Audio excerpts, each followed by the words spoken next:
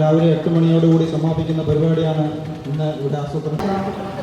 ഈ പ്രദേശത്തെ കച്ചവടക്കാർ, ഊട്ടത്തൊഴിലാളികൾ, നമുക്കറിയാം ഈരാറ്റുപേട്ടയുടെ KSRTCയുടെ അവഗണനയിൽ െതിരെയുള്ള സമരം വർഷങ്ങളായി വെൽഫെയർ പാർട്ടിയുടെ നേതൃത്വത്തിൽ KSRTCയുടെ മുമ്പിലും ആരെയൊക്കെ കാണാമോ അവരെയൊക്കെ കണ്ടുകൊണ്ടുള്ള സമര പരിപാടികൾ നടന്നു വരികയാണ്. ഈ പ്രത്യേക സാഹചര്യത്തിൽ ഒരു മാസം നീണ്ടു നിൽക്കുന്ന ക്യാമ്പയിന്റെ ഭാഗമായി ഈ മലയോര പ്രദേശത്തുള്ള മുഴുവൻ പഞ്ചായത്ത് പ്രസിഡന്റ് ഉൾപ്പെടെ, സാമൂഹ്യ പ്രവർത്തകർ ഉൾപ്പെടെ, രാഷ്ട്രീയ പ്രവർത്തകർ ഉൾപ്പെടെ മുഴുവൻ ആളുകളെയും ഈ KSRTCയുടെ തകർച്ചയെക്കുറിച്ച് ഒരു ബുക്കിലേക്ക് അടിച്ച് അവർക്ക് വിതരണം ചെയ്യുകയുണ്ടായി. നമുക്കറിയാം മുക്കിക്കൊള്ളുന്നുകൊണ്ടിരിക്കുന്ന KSRTCയെ ഈ പ്രദേശത്ത് മലയോര മേഖലയിലൂടെ 5ഓളം പഞ്ചായത്തുകളുടെ ആസ്ഥാന കേന്ദ്രമായ ഈരാറ്റുപേട്ടയിലാണ് KSRTC ഉള്ളത്. 1977 ഈരാറ്റുപേട്ട ഡിപ്പോയുമായി ബന്ധപ്പെട്ടിട്ടുള്ള നടപടിക്രമങ്ങൾ ആരംഭിക്കുന്നത്. അത് വലിയ കോലാഹലങ്ങൾക്ക് ശേഷമാണ്. പല നേതാക്കന്മാരുടെയും കഠിന ത്യാഗത്തിന്റെ ഭാഗമായിട്ടാണ് ഈരാറ്റുപേട്ട KSRTC ഇവിടെ വന്നത്. 1983 ഇതൊരു ഓപ്പറേറ്റിംഗ് സെന്ററായി മാറി. വന്നതൊക്കെ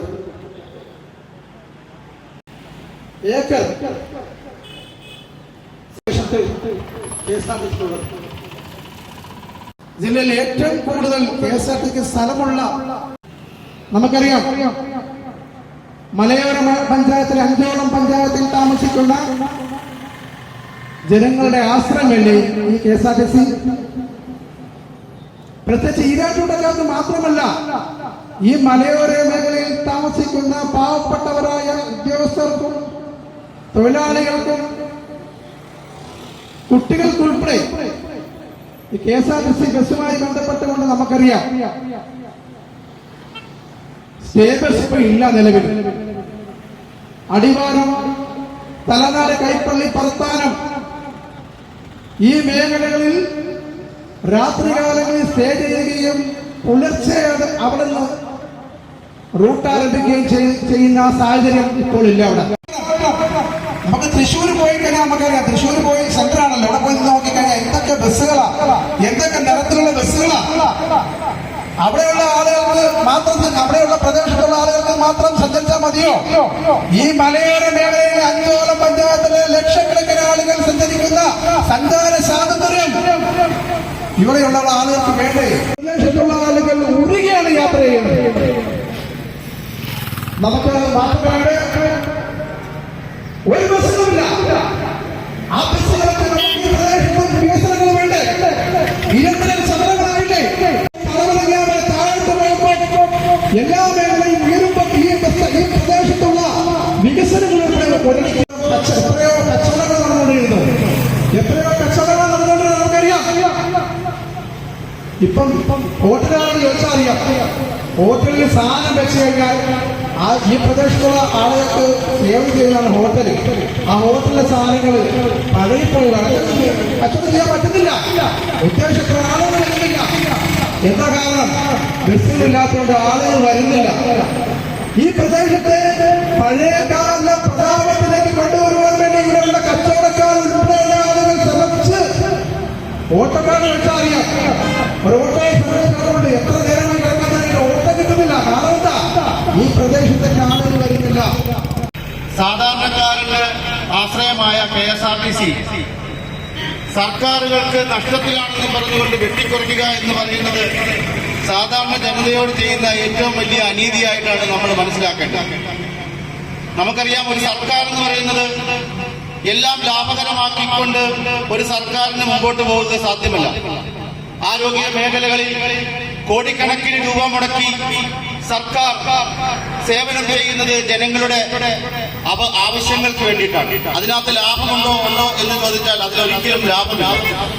കോടികൾ മുടക്കുന്നത് ജനങ്ങളെ ആരോഗ്യ മേഖലയിൽ സർക്കാർ സാമ്പത്തിക നഷ്ടം വരുത്തിയിട്ടാണ്. അതുപോലെ തന്നെ ഗതാഗത മേഖലയിൽ ഒരു കാലഘട്ടത്തിൽ KSRTC ഒക്കെ ലാഭത്തിൽ ഓടിക്കൊണ്ടിരുന്ന ഒരു കാലഘട്ടം ഉണ്ടായിരുന്നു. എന്നാൽ കാലങ്ങൾ പുരോഗമിക്കും തോറും ജനങ്ങൾ അവരവരുടെ വാഹനങ്ങളും മറ്റ് സൗകര്യങ്ങളും വർദ്ധിച്ചതോടുകൂടി സമ്പന്നര് ദീർഘദൂരവും അല്ലാതെയുമൊക്കെ വാഹനങ്ങൾ ഉപയോഗിക്കുമ്പോൾ അടിസ്ഥാന ജനവിഭാഗം എന്ന് പറയുന്ന സാധാരണക്കാരന് ആശ്രയമായിരുന്നത് KSRTC പോലുള്ള ബസ്സുകളാണ്. അപ്പോൾ ലാഭകരം നോക്കി നമ്മളൊരു ബിസിനസ് നോക്കി ഇതുപോലുള്ള സർവീസുകൾ കുറയ്ക്കും തോറും സാധാരണക്കാരായ ജനങ്ങൾക്കാണ് അതിന്റെ ബുദ്ധിമുട്ടുകൾ അനുഭവപ്പെടുന്നത്. നമുക്കറിയാം, ഈ ഈരാറ്റുപേട്ടയുടെ വിവിധ ഭാഗങ്ങളിൽ തീക്കോയി, വാഗമണ്ണ് അതുപോലുള്ള മലയോര മേഖലകളിലേക്ക് പണ്ടൊക്കെ ഇഷ്ടംപോലെ സർവീസുകൾ ഉണ്ടായിരുന്നതായിരുന്നു. ആ സർവീസുകളെല്ലാം തന്നെ നിർത്തലാക്കിക്കൊണ്ടിരിക്കുകയാണ്. അടിസ്ഥാന ജനങ്ങളുടെ ആവശ്യങ്ങൾക്ക് വേണ്ടിയുള്ള സമരമാണ്.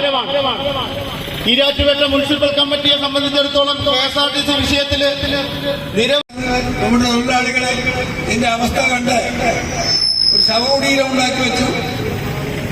ആ ശവകുടീരം ഉണ്ടാക്കിയതിന്റെ പിന്നാലെ ഈരാറ്റുപേട്ടയെ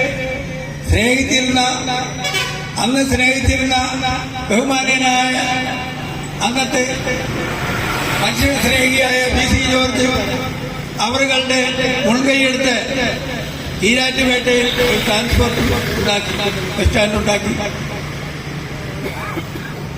അതിനുശേഷം ആ സ്റ്റേഷന്റെ പ്രവർത്തനം കേരളത്തിലെ ഏറ്റവും കൂടുതൽ വരുമാനമുള്ള ഒരു സ്റ്റേഷനാക്കി.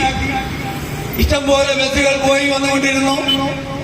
കാലക്രമേണ നാട് പുരോഗമിക്കുമ്പോൾ, ലോകം പുരോഗമിക്കുമ്പോൾ ഈരാറ്റുപേട്ടയെ കാണുന്നില്ല എന്നാണ് തോന്നുന്നത്.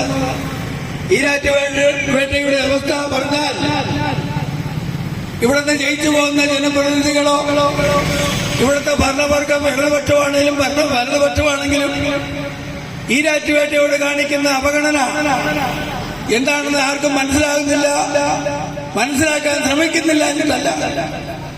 അതിൽ ആ കാര്യങ്ങളൊക്കെ കൂടുതൽ പറഞ്ഞാൽ ശരിയാകത്തില്ല. ഈരാറ്റുപേട്ടയുടെ ഓരോ ജയിച്ചു പോകുന്ന ജനപ്രതിനിധികൾ ഈരാറ്റുപേട്ടയെ എങ്ങനെ തകർക്കാമെന്നുള്ള രൂപത്തിലാണ് പെരുമാറുന്നത്.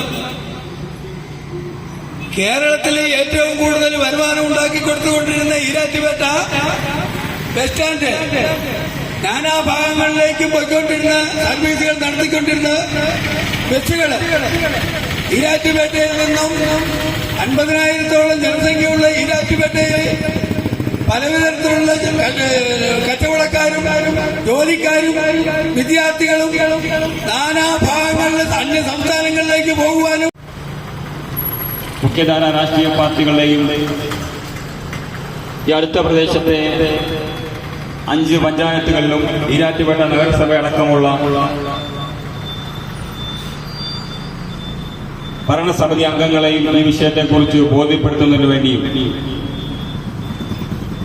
ഈ നാട്ടിലെ ഇടത് വലത് മുന്നണിയിലുള്ള രാഷ്ട്രീയ നേതാക്കന്മാരെ കുറിച്ചും അവർക്കും കുറിച്ച് ഈ വിഷയത്തെ ഗൗരവ ബോധ്യപ്പെടുത്തുന്നതിന് വേണ്ടി കൂടിയാണ് ഇത്തരമൊരു സമരം ആരംഭിച്ചത്. നമ്മുടെ നാട്ടിൽ ഇത്തരമൊരു സമയം ഉയർത്തിക്കൊണ്ടുവരാൻ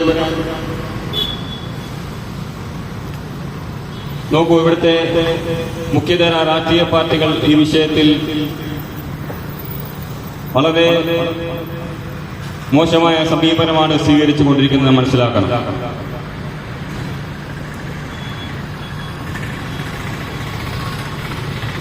നമുക്കറിയാം, കേരളത്തിൽ ഇടതു മുന്നണി അധികാരത്തിൽ വന്നാലും വലതു മുന്നണി അധികാരത്തിൽ വന്നാലും ശരി, രണ്ടുപേരും പരസ്പരം അങ്ങോട്ടും ഇങ്ങോട്ടും KSRTC പഠിച്ചുകൊണ്ടിരിക്കുന്ന സാഹചര്യമാണ് നാം കണ്ടുകൊണ്ടിരിക്കുന്നത്. KSRTC നഷ്ടത്തിലാണ്. അതുപോലെ തന്നെ ഇവിടുത്തെ ജീവനക്കാരോട് നാം ചോദിച്ചാൽ മനസ്സിലാകും, അവർക്ക് ഇതുവരെയും ശമ്പളം ലഭിച്ചിട്ടുണ്ടാവില്ല. നമ്മൾ ഈ സമരത്തിന് ഐക്യദാർഢ്യം പ്രഖ്യാപിക്കുന്നതിന് വേണ്ടിയാണ് ഈരാറ്റുപേട്ടയിലെ എന്നല്ല, കോട്ടയം ജില്ലയിലെ തന്നെയും കേരള സംസ്ഥാനത്തെ തന്നെയും ഏറ്റവും വലിയ റെസ്ക്യൂ സംഘടനയായ ടീം എമർജൻസിയുടെ രക്ഷാധികാരി എന്നുള്ള നിലയിൽ ഇവിടെ ഞങ്ങൾ സന്നിഹിതരായിരിക്കുന്നു.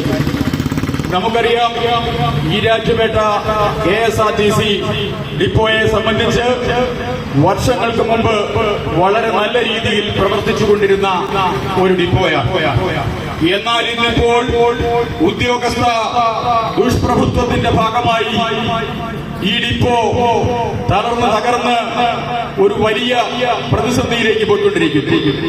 എനിക്ക് മുൻപ് സൂചിപ്പിച്ച പ്രാസംഗികരൊക്കെ തന്നെ സൂചിപ്പിച്ചതുപോലെ വളരെ നല്ല രീതിയിൽ പ്രവർത്തിച്ചുകൊണ്ടിരുന്ന ഈ പ്രസ്ഥാനം തച്ചുടയ്ക്കുന്നതിന് വേണ്ടി ഇതിന്റെ ഭരണാധികാരികൾ തന്നെ ഏറ്റവും മുൻപന്തിയിൽ നിന്ന് പ്രവർത്തിക്കുന്നു എന്നുള്ളത് ഏറ്റവും ദുഃഖകരമായ കാര്യം തന്നെ. ഞാൻ കഴിഞ്ഞ ദിവസമൊക്കെ ഇവിടെ അരുവിത്രപ്പള്ളിയിലെ കുർബാനയ്ക്ക് ശേഷം വൈകുന്നേരം ഇവിടെ വന്ന് നിൽക്കുമ്പോൾ എന്നോട് തൊട്ടടുത്ത് ഈ വൃന്ദാവൻ ഹോട്ടലിന്റെ അടുത്ത് വന്നേച്ച ഒരു മനുഷ്യൻ ചോദിച്ചു, ഈരാറ്റുപേട്ടയിലെ KSRTC പോയതാണ്. അങ്ങനെ ചോദിക്കുവാനുണ്ടായ സാഹചര്യം എന്ന് പറയുന്നത്, ഇവിടെ രാത്രിയായി കഴിയുമ്പോൾ ഒരു ലൈറ്റ് സംവിധാനം പോലുമില്ല. രാത്രി കാലങ്ങളിൽ സാമൂഹ്യ വിരുദ്ധർക്കടക്കം അഴിഞ്ഞാടുന്നതിനുള്ള സാഹചര്യം സംജാതമാക്കുന്നതിനുള്ള സാഹചര്യങ്ങളാണ് ഇവിടെ നിലനിൽക്കുന്നത്. ഇത്തരം ഉച്ചനീചത്വങ്ങൾക്കെതിരെയും അനീതികൾക്കെതിരെയുമെല്ലാം സന്ധിയില്ലാ സമരം നടത്തിക്കൊണ്ട് രാപ്പകൽ സമരം നടത്തുന്ന വെൽഫെയർ പാർട്ടിയെയും ഇതിന്റെ നേതാക്കന്മാരെയും എല്ലാം ഈ അവസരത്തിൽ ഞാൻ പ്രത്യേകമായി അഭിനന്ദിക്കുകയാണ്. ഇന്ത്യ മഹാരാജ്യത്തെ സംബന്ധിച്ചിടത്തോളം നമുക്കറിയാം, ലോകത്തിലെ തന്നെ ഏറ്റവും വലിയ ജനാധിപത്യ സംവിധാനമായ ജനാധിപത്യ രാഷ്ട്രമായ ഇന്ത്യ മഹാരാജ്യം ഈ രൂപത്തിലും ഭാവത്തിലും നിലകൊള്ളുന്നത് അതിശക്തമായ ഒരു ഭരണഘടന, ഇന്ത്യൻ ഭരണഘടന എന്നുള്ളത് കൊണ്ടാണ്. ആ ഭരണഘടനാപരമായി ഓരോ പൗരനും സഞ്ചാര സ്വാതന്ത്ര്യവും സംസാര സ്വാതന്ത്ര്യവും അഭിപ്രായ സ്വാതന്ത്ര്യവും ഇഷ്ടമുള്ള മതത്തിൽ വിശ്വസിക്കുന്നതിനും ഇഷ്ടമുള്ള രാഷ്ട്രീയ കക്ഷിയിൽ പ്രവർത്തിക്കുന്നതിനും ഇഷ്ടമുള്ള പോലെ സഞ്ചരിക്കുന്നതിനുമെല്ലാമുള്ള സ്വാതന്ത്ര്യവും അവകാശവും ഭരണഘടന നമുക്ക് വിഭാവനം ചെയ്യുന്നു. ഡോക്ടർ BR അംബേദ്കർ ചെയർമാനുള്ള ഭരണഘടനാ ശില്പി അത്തരം മൗലികമായ അവകാശങ്ങളെല്ലാം നമുക്ക് പ്രദാനം ചെയ്യുമ്പോൾ നിർഭാഗ്യവശാൽ ഇത്തരം സ്ഥാപനങ്ങളൊക്കെ നമുക്ക് സഞ്ചാര സ്വാതന്ത്ര്യം, അതുപോലെ ഒട്ടേറെ ചരിത്ര സംഭവങ്ങൾക്ക് സാക്ഷ്യം വഹിച്ചിട്ടുള്ള അരുവിത്രപ്പള്ളി അഷ്ടപതി ഗീതങ്ങൾ കൊണ്ട് അനുഗ്രഹീതമായ അങ്കാളമ്മൻ കോവിലും ഒക്കെ സ്ഥിതി ചെയ്യുന്ന ഒരു മതസൗഹാർദ്ദത്തിന്റെയും സാഹോദര്യത്തിന്റെയും നാടാണ് ഈരാറ്റുപേട്ട എന്ന് പറയുന്നത്. അതുകൊണ്ട് തന്നെ ഈരാറ്റുപേട്ടയുടെ ഒരു ആവശ്യം മുൻനിർത്തി വെൽഫെയർ പാർട്ടി ഇങ്ങനെ ഒരു സമരം നടത്തുമ്പോൾ, ഒരു സമരം പ്രഖ്യാപിക്കുമ്പോൾ,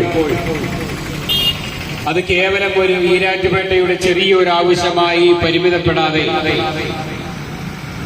ഈ നാട്ടിലെ മുഴുവൻ ജനങ്ങൾക്കും വേണ്ടിയിട്ടുള്ള ഒരു സമരമായി ഇത് മനസ്സിലാക്കണമെന്ന് ആദ്യമേ തന്നെ സൂചിപ്പിക്കാൻ ആഗ്രഹിക്കുകയാണ്.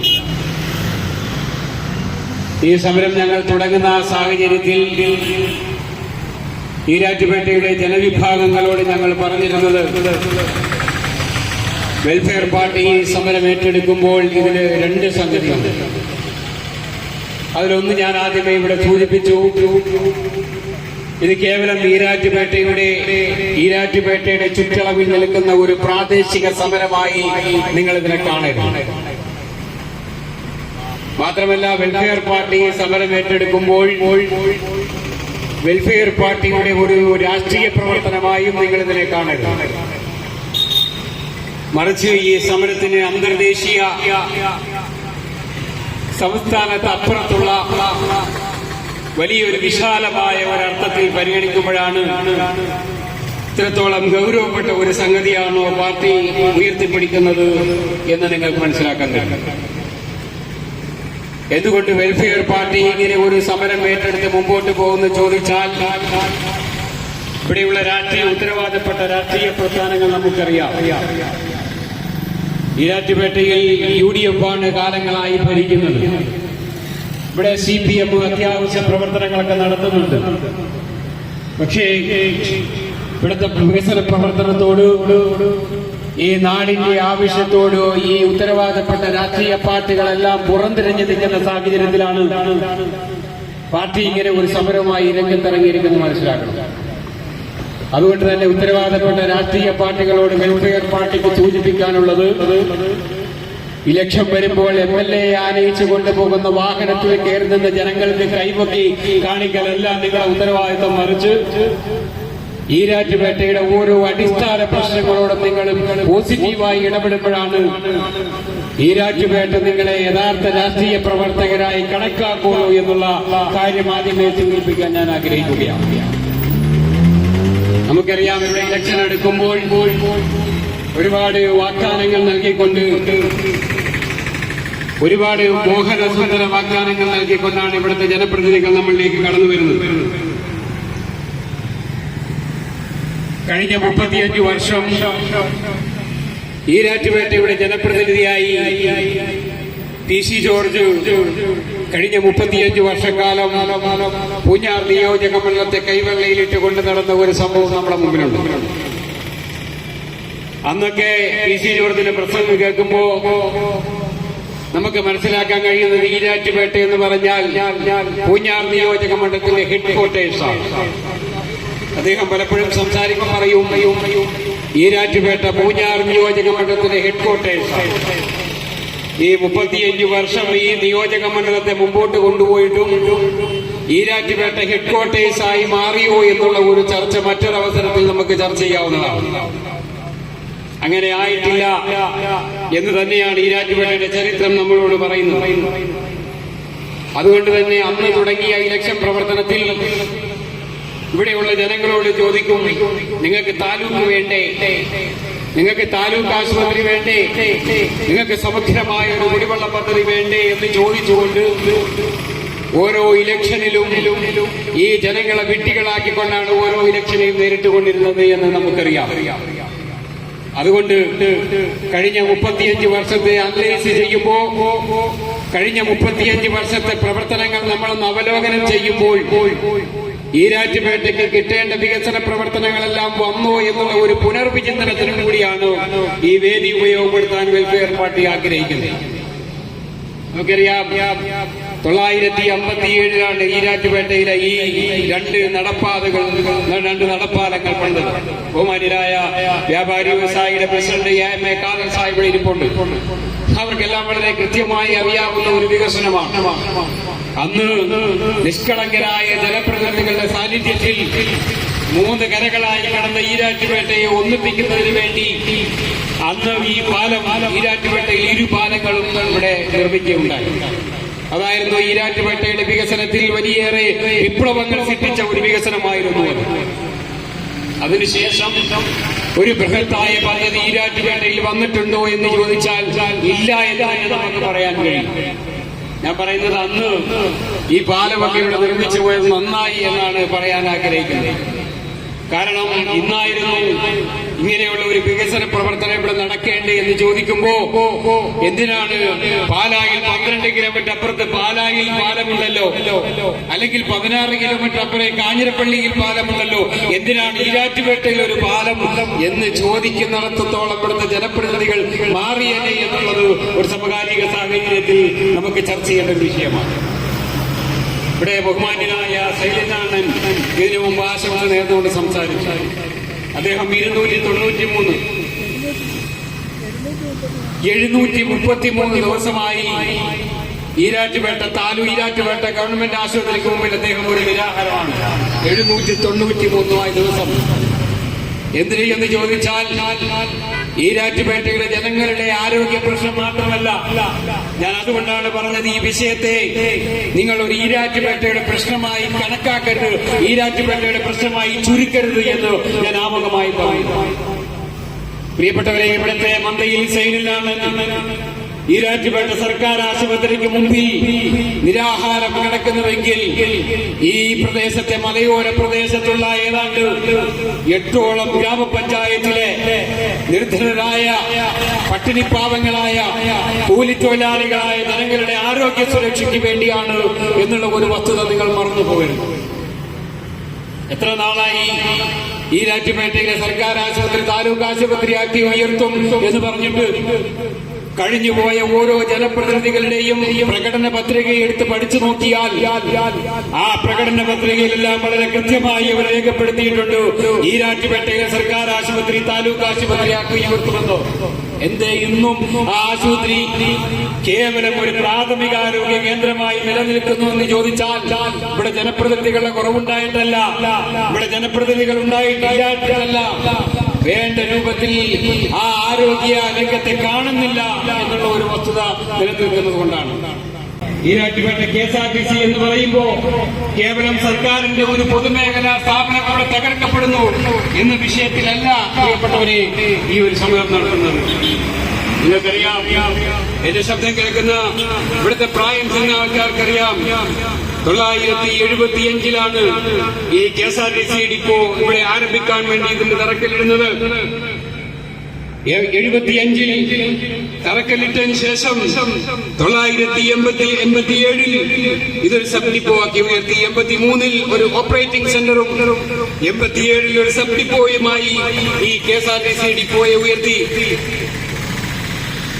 നിങ്ങളൊന്ന് മനസ്സിലാക്കണം, 975 ഇങ്ങനെ ഒരു KSRTC ഡിപ്പോയ്ക്ക് തറക്കല്ലിടുകയും 983 ഒരു ഓപ്പറേറ്റിംഗ് സെന്റർ ആക്കി ഉയർത്തുകയും 987 ഒരു സബ് ഡിപ്പോ ആക്കി ഉയർത്തുകയും ചെയ്തെങ്കിൽ പ്രിയപ്പെട്ടവരെ 2024 കടക്കുമ്പോൾ ഏതാണ്ട് 40 വർഷം പിന്നിടുമ്പോൾ കേവലം ഒരു ഓപ്പറേറ്റിംഗ് സെന്റർ ആക്കി മാറ്റാനുള്ള ഒരു നീക്കം ഉദ്യോഗസ്ഥ മേഖലയിൽ നിന്ന് നടക്കുമ്പോൾ ഇതിനെതിരെ കണ്ണിച്ചുമാൻ ഈരാറ്റുപേട്ടയിലെ ഉത്തരവാദപ്പെട്ട രാഷ്ട്രീയ പാർട്ടികൾക്ക് ഈ വിഷയം ഉന്നയിച്ച് ഒരു രാഷ്ട്രീയ വിഷയമായി ഉന്നയിക്കാൻ പ്രയാസമുണ്ടെങ്കിൽ ആ രാഷ്ട്രീയ വിഷയത്തെ ഏറ്റെടുക്കാൻ, ഇതിന്റെ ധാർമ്മിക ഉത്തരവാദിത്തം ഏറ്റെടുക്കാൻ വെൽഫെയർ പാർട്ടി തയ്യാറായിരിക്കുന്നു എന്നതിന്റെ സൂചനയാണ് ഈ രാപ്പകൽ സമരം ഇവിടെ സംഘടിപ്പിച്ചിരിക്കുന്നതെന്ന് മനസ്സിലാക്കണം. ഒച്ചയിടാൻ സംസാരിക്കാൻ ആരുമില്ലെങ്കിൽ അതിന്റെ ധാർമ്മിക ഉത്തരവാദിത്തം വെൽഫെയർ പാർട്ടി ഏറ്റെടുക്കുകയാണെന്ന് സൂചിപ്പിക്കാൻ ഞാൻ ആഗ്രഹിക്കുകയാണ്. നമുക്കറിയാം, ഇത്രത്തോളം സംവിധാനമുള്ള ഒരു ഡിപ്പോ ഈ കേരളത്തിൽ കൃത്യമായി നിങ്ങൾക്ക് അന്വേഷിക്കാൻ കാണുകയില്ല. 2 ഏക്കർ 80 സെന്റ് സ്ഥലത്തിൽ പ്രവർത്തിക്കുന്ന ഒരു ഡിപ്പോ ആണ്. 2 ഏക്കർ 80 സെന്റ് സ്ഥലം നിങ്ങളൊന്ന് മനസ്സിലാക്കണം. അതിവിശാലമായ ഗ്യാരേജ്, അതുപോലെ തന്നെ വാഹനം റിപ്പയർ ചെയ്യാനുള്ള വലിയൊരു വർക്ക്ഷോപ്പ്, ആ വലിയൊരു വർക്ക്ഷോപ്പും വലിയൊരു ഗ്യാരേജും 2 ഏക്കർ 80 സെന്റ് സ്ഥലവും സ്വന്തമായിട്ടുള്ള ഒരു KSRTC ഡിപ്പോയെ 975 പ്രവർത്തനം ആരംഭിച്ച ഒരു ഡിപ്പോയെ 2024 ചെല്ലുമ്പോ ഒരു ഓപ്പറേറ്റിംഗ് സെന്ററാക്കി മാറ്റാനുള്ള ഒരു നീക്കം ശക്തമായി അപലപിക്കുകയാണ് പ്രിയപ്പെട്ടവരെ. ശക്തമായി ഞങ്ങൾ അത് എതിർക്കുകയാണ്. നിങ്ങൾക്കറിയാം, ഇവിടെ ചെറിയ ഒരു ഓടിട്ട ഷെഡായിരുന്നു ഇതിനു മുമ്പ് ബസ് സ്റ്റാൻഡായിട്ടുണ്ടായിരുന്നത്. 1.5 കോടി രൂപ മുടക്കി MLA യുടെ ആസ്തി വികസന ഫണ്ടിൽ നിന്നും പണിത കെട്ടിടമാണ്. 1.5 കോടി രൂപ. ഈ 1.5 കോടി രൂപ കൊണ്ട് നിർമ്മിച്ച ഈ പുതിയ ബിൽഡിംഗും അതുപോലെ തന്നെ ഇത്രത്തോളം ഇൻഫ്രാസ്ട്രക്ചറുള്ള സംവിധാനങ്ങളെല്ലാം ഒഴിവാക്കിക്കൊണ്ട് ഈ ഡിപ്പോയെ ഇല്ലായ്മ ചെയ്യാനുള്ള ശ്രമം നടക്കുകയാണ്. നിങ്ങൾ മനസ്സിലാക്കണം, 2015 വരെ 80 ബസ്സും 75 ഷെഡ്യൂളുമായി 80 ബസ്സും 75 ഷെഡ്യൂളുകളും ഓപ്പറേറ്റ് ചെയ്തുകൊണ്ടിരുന്ന ഒരു KSRTC ഡിപ്പോയാണിത്. എറണാകുളം സോണിലെ ഏറ്റവും മികച്ച KSRTC ഡിപ്പോ, ഉന്നതമായ കളക്ഷൻ ഉണ്ടായിരുന്ന ഒരു ഡിപ്പോ, വളരെ പ്രതാപത്തോടുകൂടി നിലനിന്നിരുന്ന ഒരു ഡിപ്പോ. അനേകം ദീർഘദൂര സർവീസുകൾ ഇവിടെ ഷെഡ്യൂൾ ചെയ്തിരുന്നു. മലയോര മേഖലയിലേക്ക് അനേകം ബസ്സുകൾ ഇവിടെ നിന്ന് ഓപ്പറേറ്റ് ചെയ്തിരുന്നു.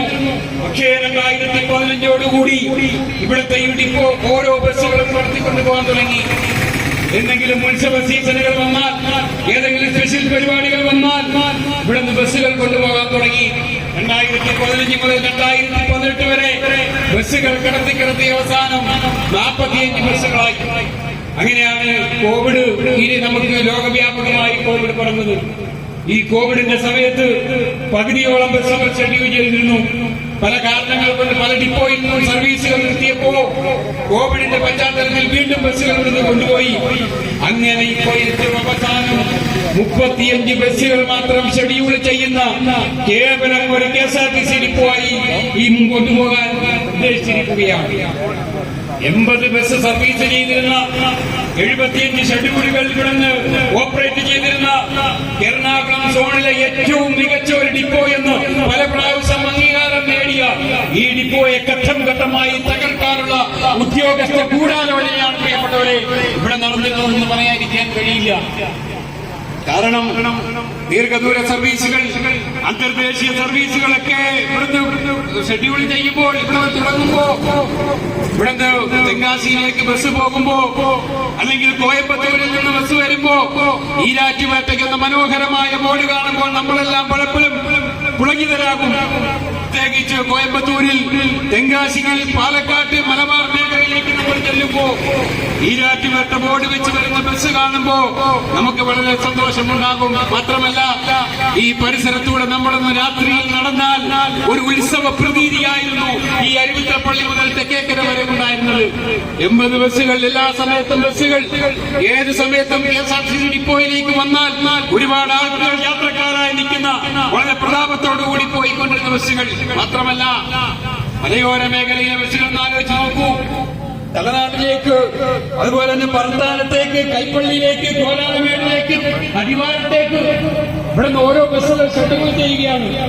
തലനാടൊക്കെ നമുക്കറിയാം, 9:15 സർവീസ് ചെയ്തിരുന്ന തലനാട് ബസ്, 8:15 പോയിരുന്ന പറത്താന ബസ്, 8:30 പോയിരുന്ന കൈപ്പള്ളി ബസ്, അതുപോലെ തന്നെ 9:30 പോയിരുന്ന അടിവാരം ബസ്. അങ്ങനെ ഈരാറ്റുപേട്ടയിൽ നിന്നും പല മലയോര മേഖലയിലേക്കും സർവീസുകൾ നടത്തിക്കൊണ്ടിരുന്നു.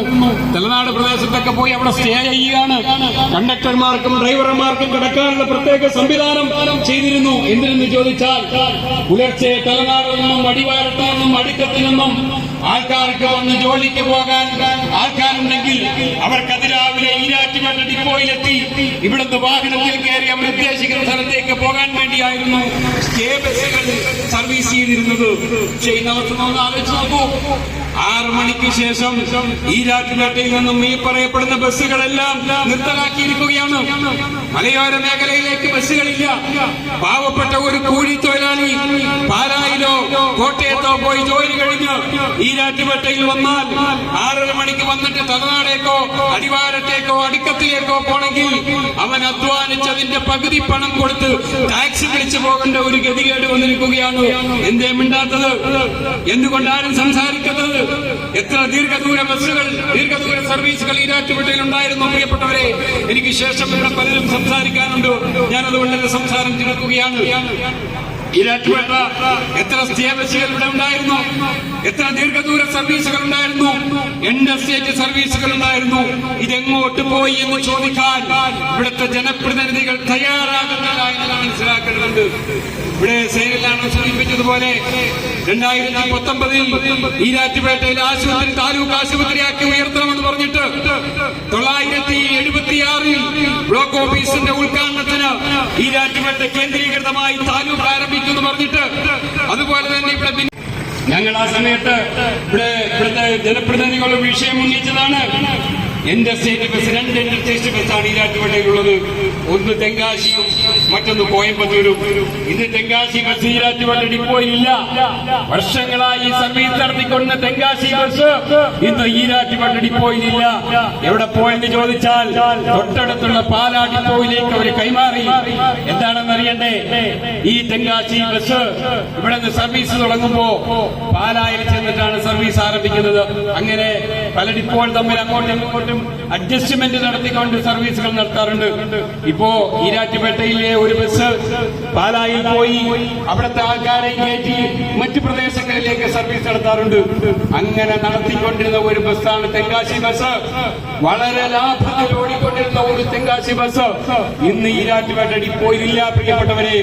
എന്തുകൊണ്ടില്ല എന്ന് ചോദിച്ചാൽ ഈരാറ്റുപേട്ടയുടെ തൊട്ടടുത്ത പാലാ ഡിപ്പോയിലെ ഉദ്യോഗസ്ഥർ, ഈരാറ്റുപേട്ടയിലെ ഉദ്യോഗസ്ഥർ ഉദ്യോഗസ്ഥരോട് പറഞ്ഞു തെങ്കാശി ബസ് ഞങ്ങൾക്ക് വിട്ടു തരണം എന്ന് ചോദിച്ചു. എന്താണ് ചോദിച്ചപ്പോ കാരണം എന്താണെന്ന് ചോദിച്ചപ്പോ ആ ബസ് സർവീസ് തുടങ്ങുന്നത് പാലായിൽ നിന്നാണ്. ശരിയാണ്, രാവിലെ ഇവിടുന്ന് തെങ്കാശി ബസ് പോകും, പാലായിലേക്ക് പാലാ ബസ് ബോർഡ് വെച്ച് പോകും. അവിടെ പോയി പാലായിൽ എത്തിയതിനു ശേഷം അവിടുന്ന് തെങ്കാശി ബോർഡ് വെച്ച് തെങ്കാശിക്ക് പോകും. അങ്ങനെ ആ ബസ് തിരിച്ച് ഈരാറ്റുപേട്ട KSRTC ഡിപ്പോയിൽ വന്ന് സർവീസ് അവസാനിപ്പിക്കും. അങ്ങനെയായിരുന്നു ഈരാറ്റുപേട്ടയിൽ തെങ്കാശി സർവീസ് ചെയ്തുകൊണ്ടിരുന്നത്. അപ്പൊ അവർ പറഞ്ഞു, നിങ്ങൾക്ക് പാലായിൽ സർവീസ് തുടങ്ങുന്നതല്ലേ, തെങ്കാശിയിൽ നിന്നും തിരിച്ചു വരുമ്പോ ഇവിടുത്തെ ജനങ്ങൾക്ക് പാലായിലേക്ക് ടിക്കറ്റ് എടുക്കാൻ കഴിയുന്നില്ല, അതുകൊണ്ട് ഈ ബസ് ഞങ്ങൾക്ക് വിട്ടുതരണം. അപ്പോ ഇവരുമായിട്ട് സംസാരിച്ച് പറഞ്ഞു, പകരം നിങ്ങൾക്കൊരു കോഴിക്കോട് ബസ് തരാമെന്ന് പറഞ്ഞു. അപ്പോ ഇങ്ങനെ നാളുകളായി ഇവിടെ ഓടിക്കൊടുന്ന ഈ തെങ്കാശി ബസിന്റെ ചരിത്രം ഞങ്ങളൊന്ന് പരിശോധിച്ചു. ഇങ്ങോട്ട് തിരിച്ചു കൊടുത്ത കോഴിക്കോട് ബസിന്റെ ചരിത്രം പരിശോധിച്ചു. പ്രിയപ്പെട്ടവരെ, നോക്കുമ്പോ തെങ്കാശി ബസിന് 12,000 രൂപയാണ് ഒരു ദിവസം കളക്ഷൻ. കോഴിക്കോട് ബസ്സിന് നോക്കുമ്പോൾ 22,000 രൂപ കളക്ഷൻ ഉണ്ട്. ശരിയാണ്, ജനപ്രതിനിധി ഉൾപ്പെടെ സെബാസ്റ്റ്യൻ കുളത്തിങ്കൽ ഉൾപ്പെടെയുള്ള ആൾക്കാരെ ഈരാറ്റുപേട്ട ഡിപ്പോയിലെ ഉദ്യോഗസ്ഥർ വളരെ കൃത്യമായി പറ്റിച്ചു എന്ന് തന്നെ വെൽഫെയർ പാർട്ടി പറയാൻ ആഗ്രഹിക്കുകയാണ്. പ്രിയപ്പെട്ടവരെ, നോക്കുമ്പോൾ 4,000 രൂപയുടെ വ്യത്യാസമുണ്ട്. 11,000 രൂപ തെങ്കാശി ബസിന്റെ കളക്ഷൻ, 22,000 രൂപ കോഴിക്കോട് ബസിന്റെ കളക്ഷൻ. ഒരു ദിവസത്തെ കണക്ക് നോക്കുമ്പോൾ 4,000 രൂപ ലാഭമുണ്ട്. ശരിയാണല്ലോ, ഇത് വളരെ ലാഭകരമായ കച്ചവടം നോക്കുമ്പോ അന്വേഷിക്കുമ്പോ പാലാ ഡിപ്പോയിൽ നിന്നും കൊടുത്ത കോഴിക്കോട് ബസ് ഏത് നിമിഷവും സർവീസ് നിർത്തിപ്പോകാനുള്ള ബി ഗ്രേഡിൽ ഉൾപ്പെടുത്തിയ ബസ്സാ. പ്രിയപ്പെട്ടവരെ, സർക്കാർ ബി ഗ്രേഡിൽ കുറെ ബസ്സുകൾ ഉൾപ്പെടുത്തും എന്നത് ചോദിച്ചാൽ കാലങ്ങളായി ആ നഷ്ടത്തിലോടുന്ന ബസ്സാണ്. എങ്ങനെയെന്ന് വെച്ചാൽ ഇപ്പൊ കോഴിക്കോടിന് 563 കിലോമീറ്റർ ഓടണം ഈരാറ്റുപേട്ടയിൽ നിന്ന്. 563 കിലോമീറ്റർ ഓടി വരുമ്പോഴാണ് ആ ബസ്സിന്റെ വരുമാനം, ആ ബസ്സിന്റെ കളക്ഷൻ 22,000 രൂപ. തെങ്കാശി എന്ന് പറയുന്നത് കിലോമീറ്റർ കണക്ക് നോക്കുമ്പോ 363 കിലോമീറ്റർ ഓടിയാൽ മതി. ഈ ബസ്സിന്റെ ചരിത്രങ്ങൾ ഞങ്ങളൊന്ന് ഒരു വിവരാവകാശം എടുത്ത് നോക്കുമ്പോഴാണ് ഈ അന്തരം മനസ്സിലായത്. ബഹുമാനപ്പെട്ട MLA-യോട് ഇവിടുത്തെ ഉത്തരവാദിത്തപ്പെട്ട ആൾക്കാർ ചൂണ്ടിക്കാണിച്ചപ്പോ അങ്ങനെ ഉണ്ടായിരുന്നോ, ഞാൻ അതിനെക്കുറിച്ചൊന്ന് പഠിക്കട്ടെ എന്ന് പറഞ്ഞപ്പോ ആ പഠിച്ചുകൊണ്ടിരുന്ന സമയത്ത് ആ ബസ് ഇവിടുന്ന് പോയി പാലാ ഡിപ്പോയിലേക്ക് പോയി. ഒരു ബസ് പാലാ ഡിപ്പോയിലേക്ക് പോകുന്നു, അല്ലെങ്കിൽ തൊട്ടടുത്ത സ്റ്റേഷനിൽ സർവീസ് തുടങ്ങുന്നു എന്നുള്ള ഒരു പ്രാദേശിക വാദത്തിൽ നിന്നുകൊണ്ടല്ല ഞാൻ ഈ പറയുന്നത്. മറിച്ച് 353 കിലോമീറ്റർ ഓടി വരുമ്പോ 18,000 രൂപ കളക്ഷൻ കിട്ടിക്കൊണ്ട് ആ ബസ് എ ഗ്രേഡ് ബസ്സാ. ആ ബസ് KSRTCക്ക് ലാഭമുണ്ടാക്കുന്ന ബസ്സാ. അതുകൊണ്ട് ആ ബസ് ഒരിക്കലും ഇവിടുന്ന് ക്യാൻസൽ ചെയ്യില്ല. ആ ബസ് സർക്കാരിന് ലാഭമുണ്ടാക്കി കൊടുക്കുന്ന ബസ്സാണ്. അങ്ങനെ സർക്കാരിന്റെ ലാഭക്കണക്കിൽ നോക്കുമ്പോ ഇങ്ങനെ ലാഭത്തിന്റെ സർവീസുകൾ ഉണ്ടെങ്കിൽ മാത്രമേ ഇനിയൊരു സർവീസ്, ഇനിയൊരു ബസ് ഈ ഡിപ്പോയിലേക്ക് അനുവദിക്കുള്ളൂ. പ്രിയപ്പെട്ടവരെ, അപ്പോ അങ്ങനെ ലാഭത്തിൽ ഓടിക്കൊണ്ടിരുന്ന തെങ്കാശി ബസ്, കോഴിക്കോട് ബസിന്റെ ആ ചരിത്രം, അതിന്റെ റൂട്ട് മനസ്സിലാക്കുമ്പോ 563 കിലോമീറ്റർ ഓടുമ്പോഴാണ് 22,000 രൂപ കളക്ഷൻ വരുന്നത്. അപ്പോ 4,000 രൂപ പെർ ഡേ ലാഭമാണെങ്കിൽ ആ ബസ് സർക്കാരിന്റെ നോട്ടത്തിൽ നഷ്ട ബസ്സാണ്. ഏത് സമയവും നിർത്തിപ്പോകാവുന്ന ബസ്സാണ്. അപ്പൊ ഏത് സമയവും നിർത്തിപ്പോകാവുന്ന ഒരു ബസ് നൽകിയിട്ടാണ് ലാഭകരമായ ബസ് ഇവിടുന്ന് കടത്തിക്കൊണ്ട് പോകാനുള്ള ഒരു ശ്രമം നടക്കുന്നത് എന്ന് എന്റെ പ്രിയപ്പെട്ടവരെ നിങ്ങൾ മനസ്സിലാക്കേണ്ടതുണ്ട്. കോയമ്പത്തൂർ ബസിന്റെ അവസ്ഥയും ഇത് തന്നെ. എരുമേലി ഡിപ്പോയിലേക്ക് കൊണ്ടുപോകാനുള്ള ഒരു നീക്കം നടക്കുകയാണ് പ്രിയപ്പെട്ടവരെ. അതുകൊണ്ട് തന്നെ വെൽഫെയർ പാർട്ടി ഉയർത്തിപ്പിടിക്കുന്ന ഈ സമരം തീർച്ചയായിട്ടും ഇത്തരത്തിലുള്ള പൊതുമേഖലാ സ്ഥാപനങ്ങൾ ഇവിടെ നിലനിൽക്കാൻ വേണ്ടിയിട്ടുള്ള സമരമാണ്. അതുകൊണ്ട് തന്നെ ഇവിടുത്തെ ജനപ്രതിനിധികൾ, ഉത്തരവാദപ്പെട്ട രാഷ്ട്രീയ പാർട്ടികൾ, വെൽഫെയർ പാർട്ടി ഉന്നയിക്കുന്ന വിഷയം തീർത്തും ന്യായമാണെങ്കിൽ, ഈ ഉയർത്തിപ്പിടിക്കുന്ന പ്രക്ഷോഭം തീർത്തും ന്യായമാണെങ്കിൽ നിങ്ങൾ അതിനെ ഏറ്റെടുത്തുകൊണ്ട് ഈ പ്രക്ഷോഭത്തിൽ നിങ്ങളും പങ്കുചേരണമെന്ന് മാത്രം ഓർമ്മപ്പെടുത്താൻ ഞാൻ ആഗ്രഹിക്കുകയാണ്. നോക്കുന്നവരാണ് ഞാൻ. കാരണം നമ്മുടെ നാട്ടിന്റെ ബസ്സാണോ ഇതുവഴി കടന്നു പോകുന്നത്, അല്ലെങ്കിൽ പാലയാണോ കോട്ടയമാണോ? ഈ ബസ്സിന്റെ ബാക്കിൽ ഫ്രണ്ടിലുമൊക്കെ ചുവന്ന പക്ഷിയിൽ ചെറിയ അടയാളങ്ങൾ രേഖപ്പെടുത്താറുണ്ട്. അപ്പൊ ആ നിലയിൽ ഇന്ന് പലപ്പോഴും നമുക്ക് ഈ നാട്ടിൽ ഇവിടെ നിന്ന് ആരംഭിക്കുന്ന ബസ്സുകൾ നമുക്ക് കാണുവാൻ സാധിക്കുന്നില്ല എന്നത് വളരെ സത്യമാണ്. ഈ വിഷയത്തിൽ വെൽഫെയർ പാർട്ടി, കാരണം നമുക്കറിയാം മറ്റു രാഷ്ട്രീയ പ്രസ്ഥാനങ്ങൾ ഏറ്റെടുത്തു നടത്തേണ്ട, നമ്മുടെ അസീബിന്റെ പ്രസംഗത്തിൽ വ്യക്തമായി അദ്ദേഹം ഇവിടെ കുറിച്ചൊക്കെ പ്രതിപാദിച്ചു. നമുക്ക് കൂടുതൽ സമര മാർഗം ഇതിനകത്ത് എന്തെങ്കിലും ചെയ്യേണ്ട ഒരു വ്യക്തി ബഹുമാനപ്പെട്ട ശ്രീ സെബാസ്റ്റ്യൻ പുഴത്തക്കൽ MLA ആണ്. അദ്ദേഹത്തെ പറ്റി എനിക്ക് പരാതിയോ പരിഭവമോ ഒന്നുമില്ല. വളരെ മാന്യനായ ഒരു MLA, വളരെ നല്ല നിലയിൽ സംസാരിക്കും, ഏതൊരാൾ കേൾക്കുവാനുള്ള സമയം, അദ്ദേഹത്തിന് ചെയ്യാവുന്ന കാര്യങ്ങൾ വളരെ കൃത്യമായി ഈ പ്രദേശങ്ങളിലൊക്കെ ചെയ്യുന്നുണ്ട്. അസീബയുടെ ഇരാറ്റുപേട്ടയിലെ ഹോസ്പിറ്റലിന്റെ കാര്യമൊക്കെ സൂചിപ്പിച്ചു. കോടതിയും അല്ലെങ്കിൽ ന്യൂനപക്ഷ കമ്മീഷനും അങ്ങനെ പല വിധത്തിലുള്ള ഇടപെടലുകളൊക്കെ ഉണ്ടായിട്ടുണ്ട്. എന്തുകൊണ്ട് ഇരാറ്റുപേട്ടയിലെ ഗവൺമെന്റ് ഹോസ്പിറ്റൽ ഒരു താലൂക്ക് ആശുപത്രിയുടെ പരിധിയിലേക്ക് വരുന്നില്ല എന്നുള്ളൊരു പ്രശ്നമുണ്ട്. അതിലൊക്കെ MLAയുടെ ഇടപെടൽ ഉണ്ടായിട്ടുണ്ടെന്നാണ് എന്റെ വിശ്വാസം. പക്ഷേ നമുക്കറിയാം, അതൊക്കെ തീരുമാനിക്കുന്നത് വേറെ ചില ആളുകളാണ്. അപ്പൊ ആ നിലയിൽ ആ തീരുമാനം കാത്ത് നമ്മളിരിക്കുകയാണ്. ഇരാറ്റുപേട്ടയെ സംബന്ധിച്ചോളം 40,000 ജനങ്ങൾ തിങ്ങിപ്പാർക്കുന്ന ഒരു പ്രദേശം. ആയിരക്കണക്കിന് ആളുകളാണ് ഇരാറ്റുപേട്ടയിൽ പല ആവശ്യങ്ങൾക്കായി വരുന്നത്. നമുക്കൊരു ആവശ്യമുണ്ട്. സാധാരണ ഒരാളാണെങ്കിലും അല്ലെങ്കിൽ സാമ്പത്തികമുള്ളവരാണെങ്കിലും അടിസ്ഥാനപരമായ സൗകര്യങ്ങൾ, ചികിത്സാ സഹായം കിട്ടണമെങ്കിൽ നമുക്കൊരു പരിധി വരെ ഇപ്പോൾ റിംസ് ഹോസ്പിറ്റൽ നിങ്ങൾക്കെല്ലാം അറിയാം. നമ്മളൊക്കെ വലിയ ആശയോടുകൂടി വലിയ ഒരു രീതിയിൽ ആരംഭിച്ച ആ ആശുപത്രി ചില സാങ്കേതികമായ ചില സാമ്പത്തിക പ്രശ്നങ്ങളുടെ പേരിലൊക്കെ നിന്നുപോയപ്പോൾ പിന്നെ നമ്മൾ ആശ്രയിക്കുവാൻ പറ്റുന്ന ഒരു ഹോസ്പിറ്റൽ ഇരാറ്റുപേട്ടയിലെ PMC ആണ്. PMCയിൽ അടിസ്ഥാനപരമായ സൗകര്യങ്ങളും ഒക്കെ ഉണ്ടെങ്കിൽ തന്നെയും അത് വികസിപ്പിക്കുവാനുള്ള ചില സ്ഥലപരിമിതിയും മറ്റു ചില പ്രശ്നങ്ങളുടെയൊക്കെ പേരിൽ അതിപ്പോ നമ്മുടെ അൻസാരി ഇരിപ്പുണ്ട്. അദ്ദേഹം ഇരാറ്റുപേട്ടയിലെ നമുക്കറിയാം നമ്മുടെ വളരെ ദീർഘദൂരം മുന്നോട്ട് പോകുവാൻ വെൽഫെയർ പാർട്ടിക്ക് കഴിഞ്ഞിട്ടുണ്ട്. ആ നിലയിൽ ഈ സമരം തീർച്ചയായും ഇരാറ്റുപേട്ടയുടെ പ്രശ്നം മാത്രമല്ല.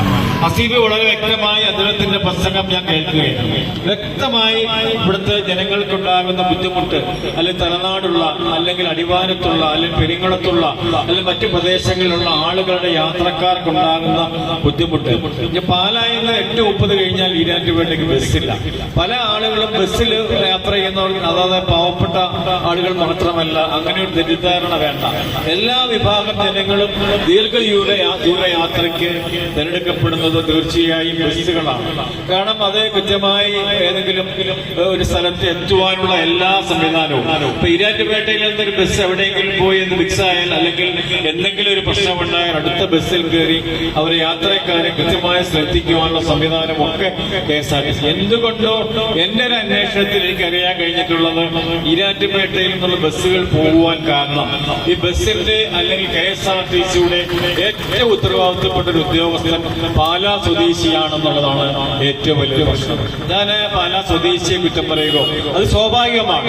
ഇപ്പൊ ഞാനാണെങ്കിലും എന്റെ നാടിനുള്ള സ്നേഹവും കൂറും ഒക്കെ കൃത്യമായി പുലർത്തുന്ന ഒരാളാവുമ്പോൾ സ്വാഭാവികമായും അദ്ദേഹം അത് ചെയ്യും.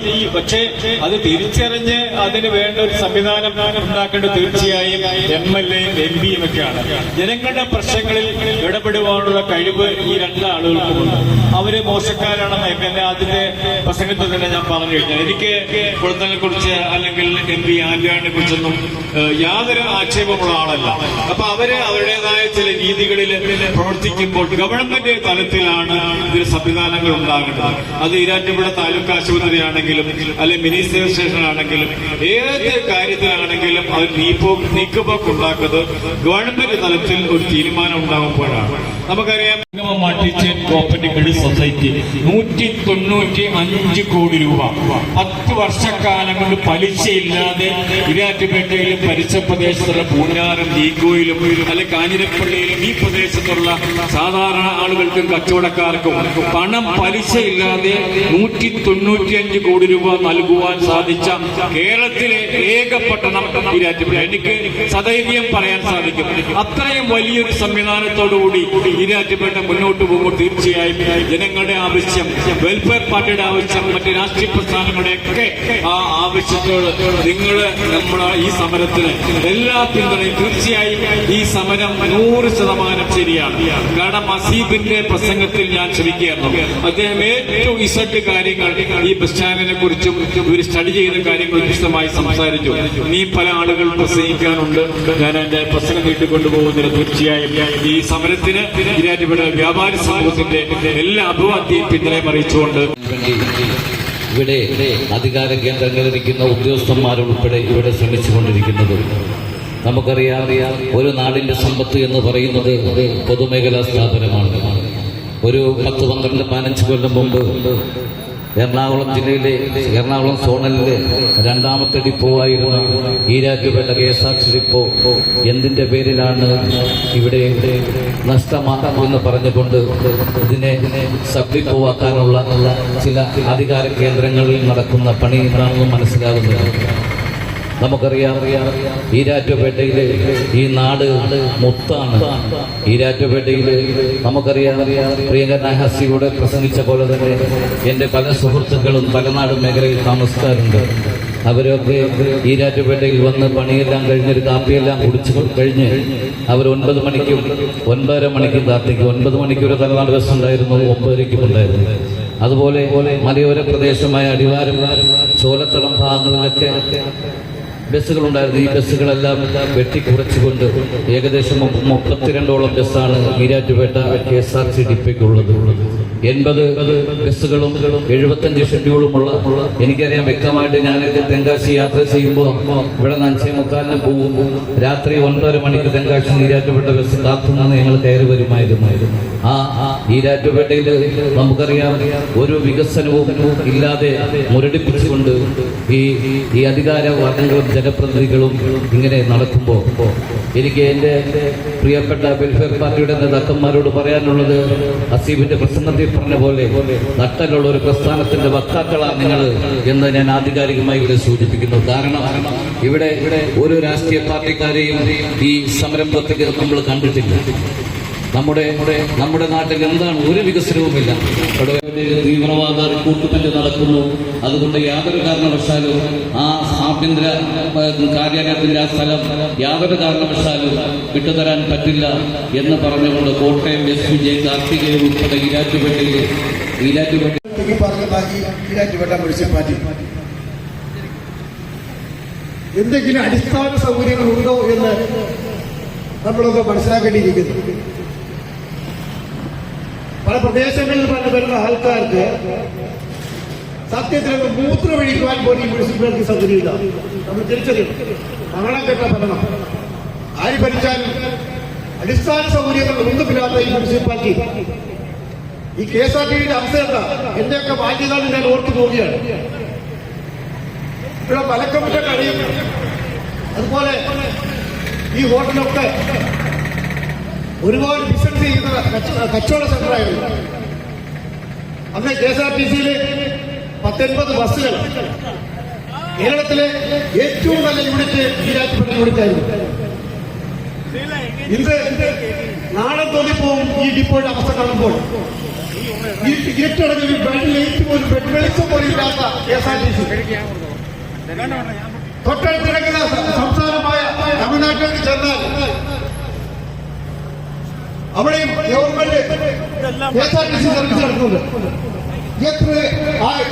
അവിടുത്തെ ജോലിക്കാരായ എലിപത്തം അവരുടെ വാഹനങ്ങൾ നമ്മൾ കൈനീട്ടിയാൽ വാഹനങ്ങൾ നിർത്തിയിട്ട് വാർഡ് സാർ ഉപ്പാറുണ്ട് എന്ന് പറഞ്ഞ് എലിപത്തത്തോടുകൂടി അവർ കേന്ദ്രീകരിച്ചിട്ട് അവിടുത്തെ വനിതകൾ 60 വയസ്സുള്ള വനിതകൾ മുഴുക്കോഴി സൗകര്യമാണ്. ഇന്ന് ഇത്രയേറെ പണം പിടിച്ചു മാറ്റി KSRTC നഷ്ടത്തിന്. നമുക്കറിയാം, പ്രൈവറ്റ് വണ്ടി ഇതിൽ ഓടുന്നുണ്ട്. അതില് ബസ്സിലെ കണ്ടക്ടർ, ഡ്രൈവർ, അവർ ലാഭത്തിലാണ്. KSRTC കേരളത്തിൽ നഷ്ടത്തിന്. ഇതെന്താ അവസ്ഥയാണ് നമുക്ക് ആലോചിച്ചിരിക്കുന്നു. അതുപോലെ തന്നെ ഈരാറ്റുപേട്ട എന്ന് പറയുന്ന ഈ പട്ടണപ്രദേശം നാളുകളായിട്ട് MLA MP ഒക്കെ ഉണ്ടെങ്കിൽ തന്നെയും ഇവര് പ്രദേശത്തെ തിരിഞ്ഞു നോക്കുന്നില്ല എന്ന് ഞാൻ പറയുന്നില്ല. പക്ഷേ തൊട്ടടുത്ത തൊടുപുഴ, അതുപോലെ പാല, അങ്ങനെയൊക്കെ ഉള്ള നിയോജകമണ്ഡലത്തിലെ പോലെ തന്നെ നമ്മളെ ഭരിച്ചിരുന്ന, നമ്മൾ തിരഞ്ഞെടുക്കപ്പെടുന്ന MLA-മാർ ഒന്ന് ശ്രദ്ധിച്ചിരുന്നെങ്കിൽ നമ്മുടെ നാട് എവിടെ വളർന്നു പോയനെ. അനുകൂലമായ പ്രവർത്തനങ്ങളിൽ നിന്ന് പുറകോട്ട് വലിക്കാൻ കഴിയില്ല എന്ന ഉറച്ച തീരുമാനത്തിന്റെ അടിസ്ഥാനത്തിലാണ് ഇത്തരം വിഷയങ്ങളിലുള്ള സമരങ്ങൾ പാർട്ടി സംഘടിപ്പിച്ചുകൊണ്ടിരിക്കുന്നത്. ഇവിടെ സൂചിപ്പിക്കുകയുണ്ടായി, KSRTC ഈരാറ്റുപേട്ട ഡിപ്പോയെ തകർത്തുകൊണ്ടിരിക്കുകയാണ്. വളരെ കൗതുകകരമാണ് നമുക്ക് മനസ്സിലാക്കാനുള്ള സംഗതി. ഈ രാജ്യത്തെ സർക്കാരിന്റെ ഗതാഗത സംവിധാനം അത് ഇല്ലാതാക്കണം എന്നാണ് ആരാണ് ആഗ്രഹിക്കുന്നത്? ഏതായാലും ഇവിടുത്തെ ജനങ്ങളല്ല എന്ന് നമുക്ക് വളരെ പകല് പോലെ വ്യക്തമാകുന്ന സംഗതിയാണ്. കാരണം അവരെല്ലാം ഇതിന്റെ ഗുണഭോക്താക്കളാണ്. അതിന് പണക്കാരനെന്നോ പാവപ്പെട്ടവനെന്നോ ഒരു വ്യത്യാസവുമില്ലാതെ ഈ രാജ്യത്തിന്റെ മുഴുവൻ ജനവിഭാഗങ്ങളും യാത്ര ചെയ്യാൻ ആശ്രയിക്കുന്ന ഒരു സംവിധാനമാണ് പൊതുഗതാഗത സംവിധാനം. അതിന്റെ നട്ടെല്ലാണ് വാസ്തവത്തിൽ KSRTC എന്ന് പറയുന്നത്.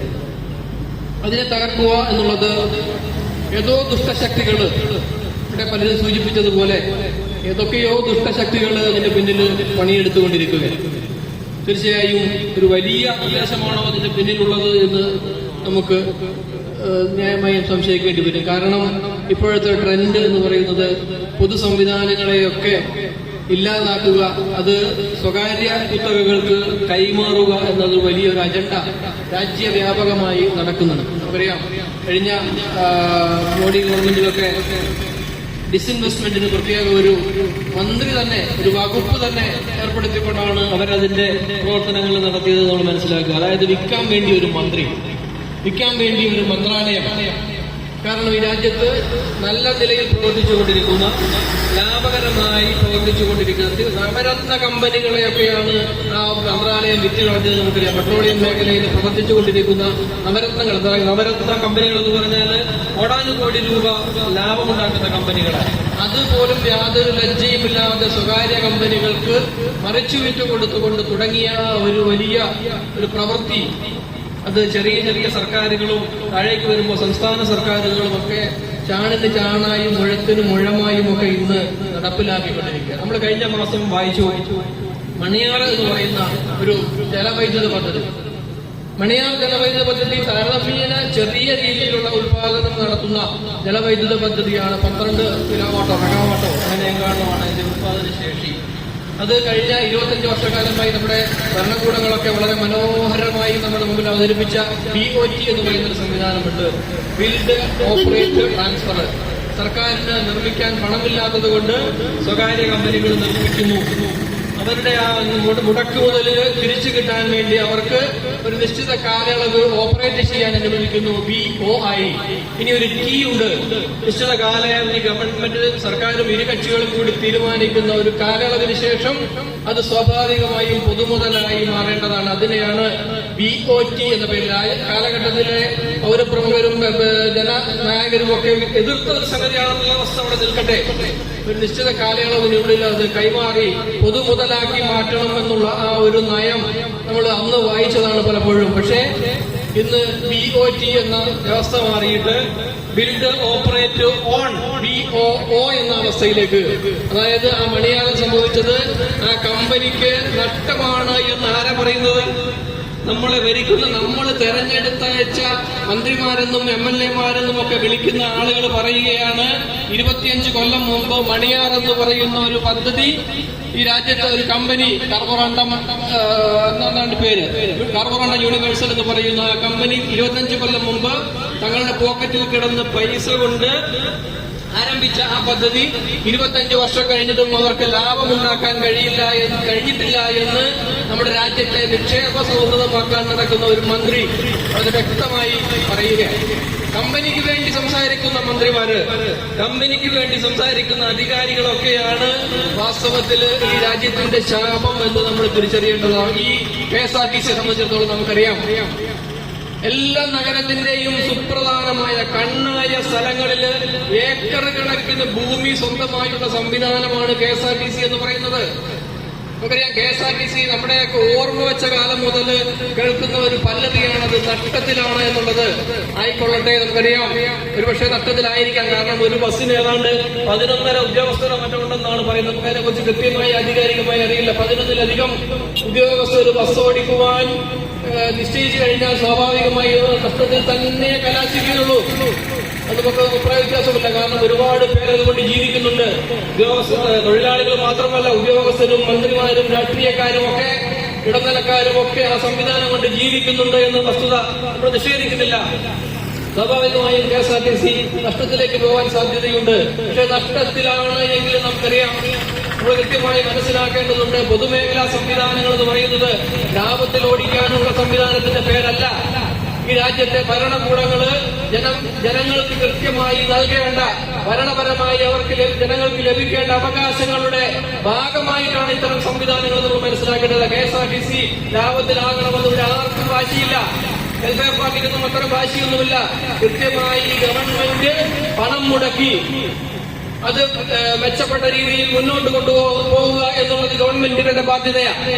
അതിനുള്ളിൽ ലാഭം ഉണ്ടാകുന്നെങ്കിൽ ഉണ്ടാവട്ടെ, നമുക്ക് അഭിപ്രായ വ്യത്യാസമൊന്നുമില്ല. പക്ഷേ നഷ്ടത്തിലാണ് എങ്കിലും ഞങ്ങൾ അടിവരയിട്ടുകൊണ്ട് പറയാൻ ആഗ്രഹിക്കുന്നു, ഈ രാജ്യത്തെ ജനങ്ങൾക്ക് ലഭിക്കേണ്ട അവകാശങ്ങള് ഒരു അണിമണി തൂക്കം പോലും KSRTC നഷ്ടത്തിലാണ് എന്നതിന്റെ പേരിൽ നിങ്ങൾ വെട്ടിക്കുറയ്ക്കാൻ തീരുമാനിച്ചാൽ ശക്തമായ പ്രക്ഷോഭങ്ങള് കേരളത്തിൽ ഉടനീളം ഉയർത്തിക്കൊണ്ടുവരാൻ വെൽഫെയർ പാർട്ടിക്ക് അതിന് കൃത്യമായ സംഘടനാ സംവിധാനങ്ങളുണ്ട് എന്ന് കൂടി സൂചിപ്പിക്കാൻ ഞാൻ ആഗ്രഹിക്കുകയാണ്.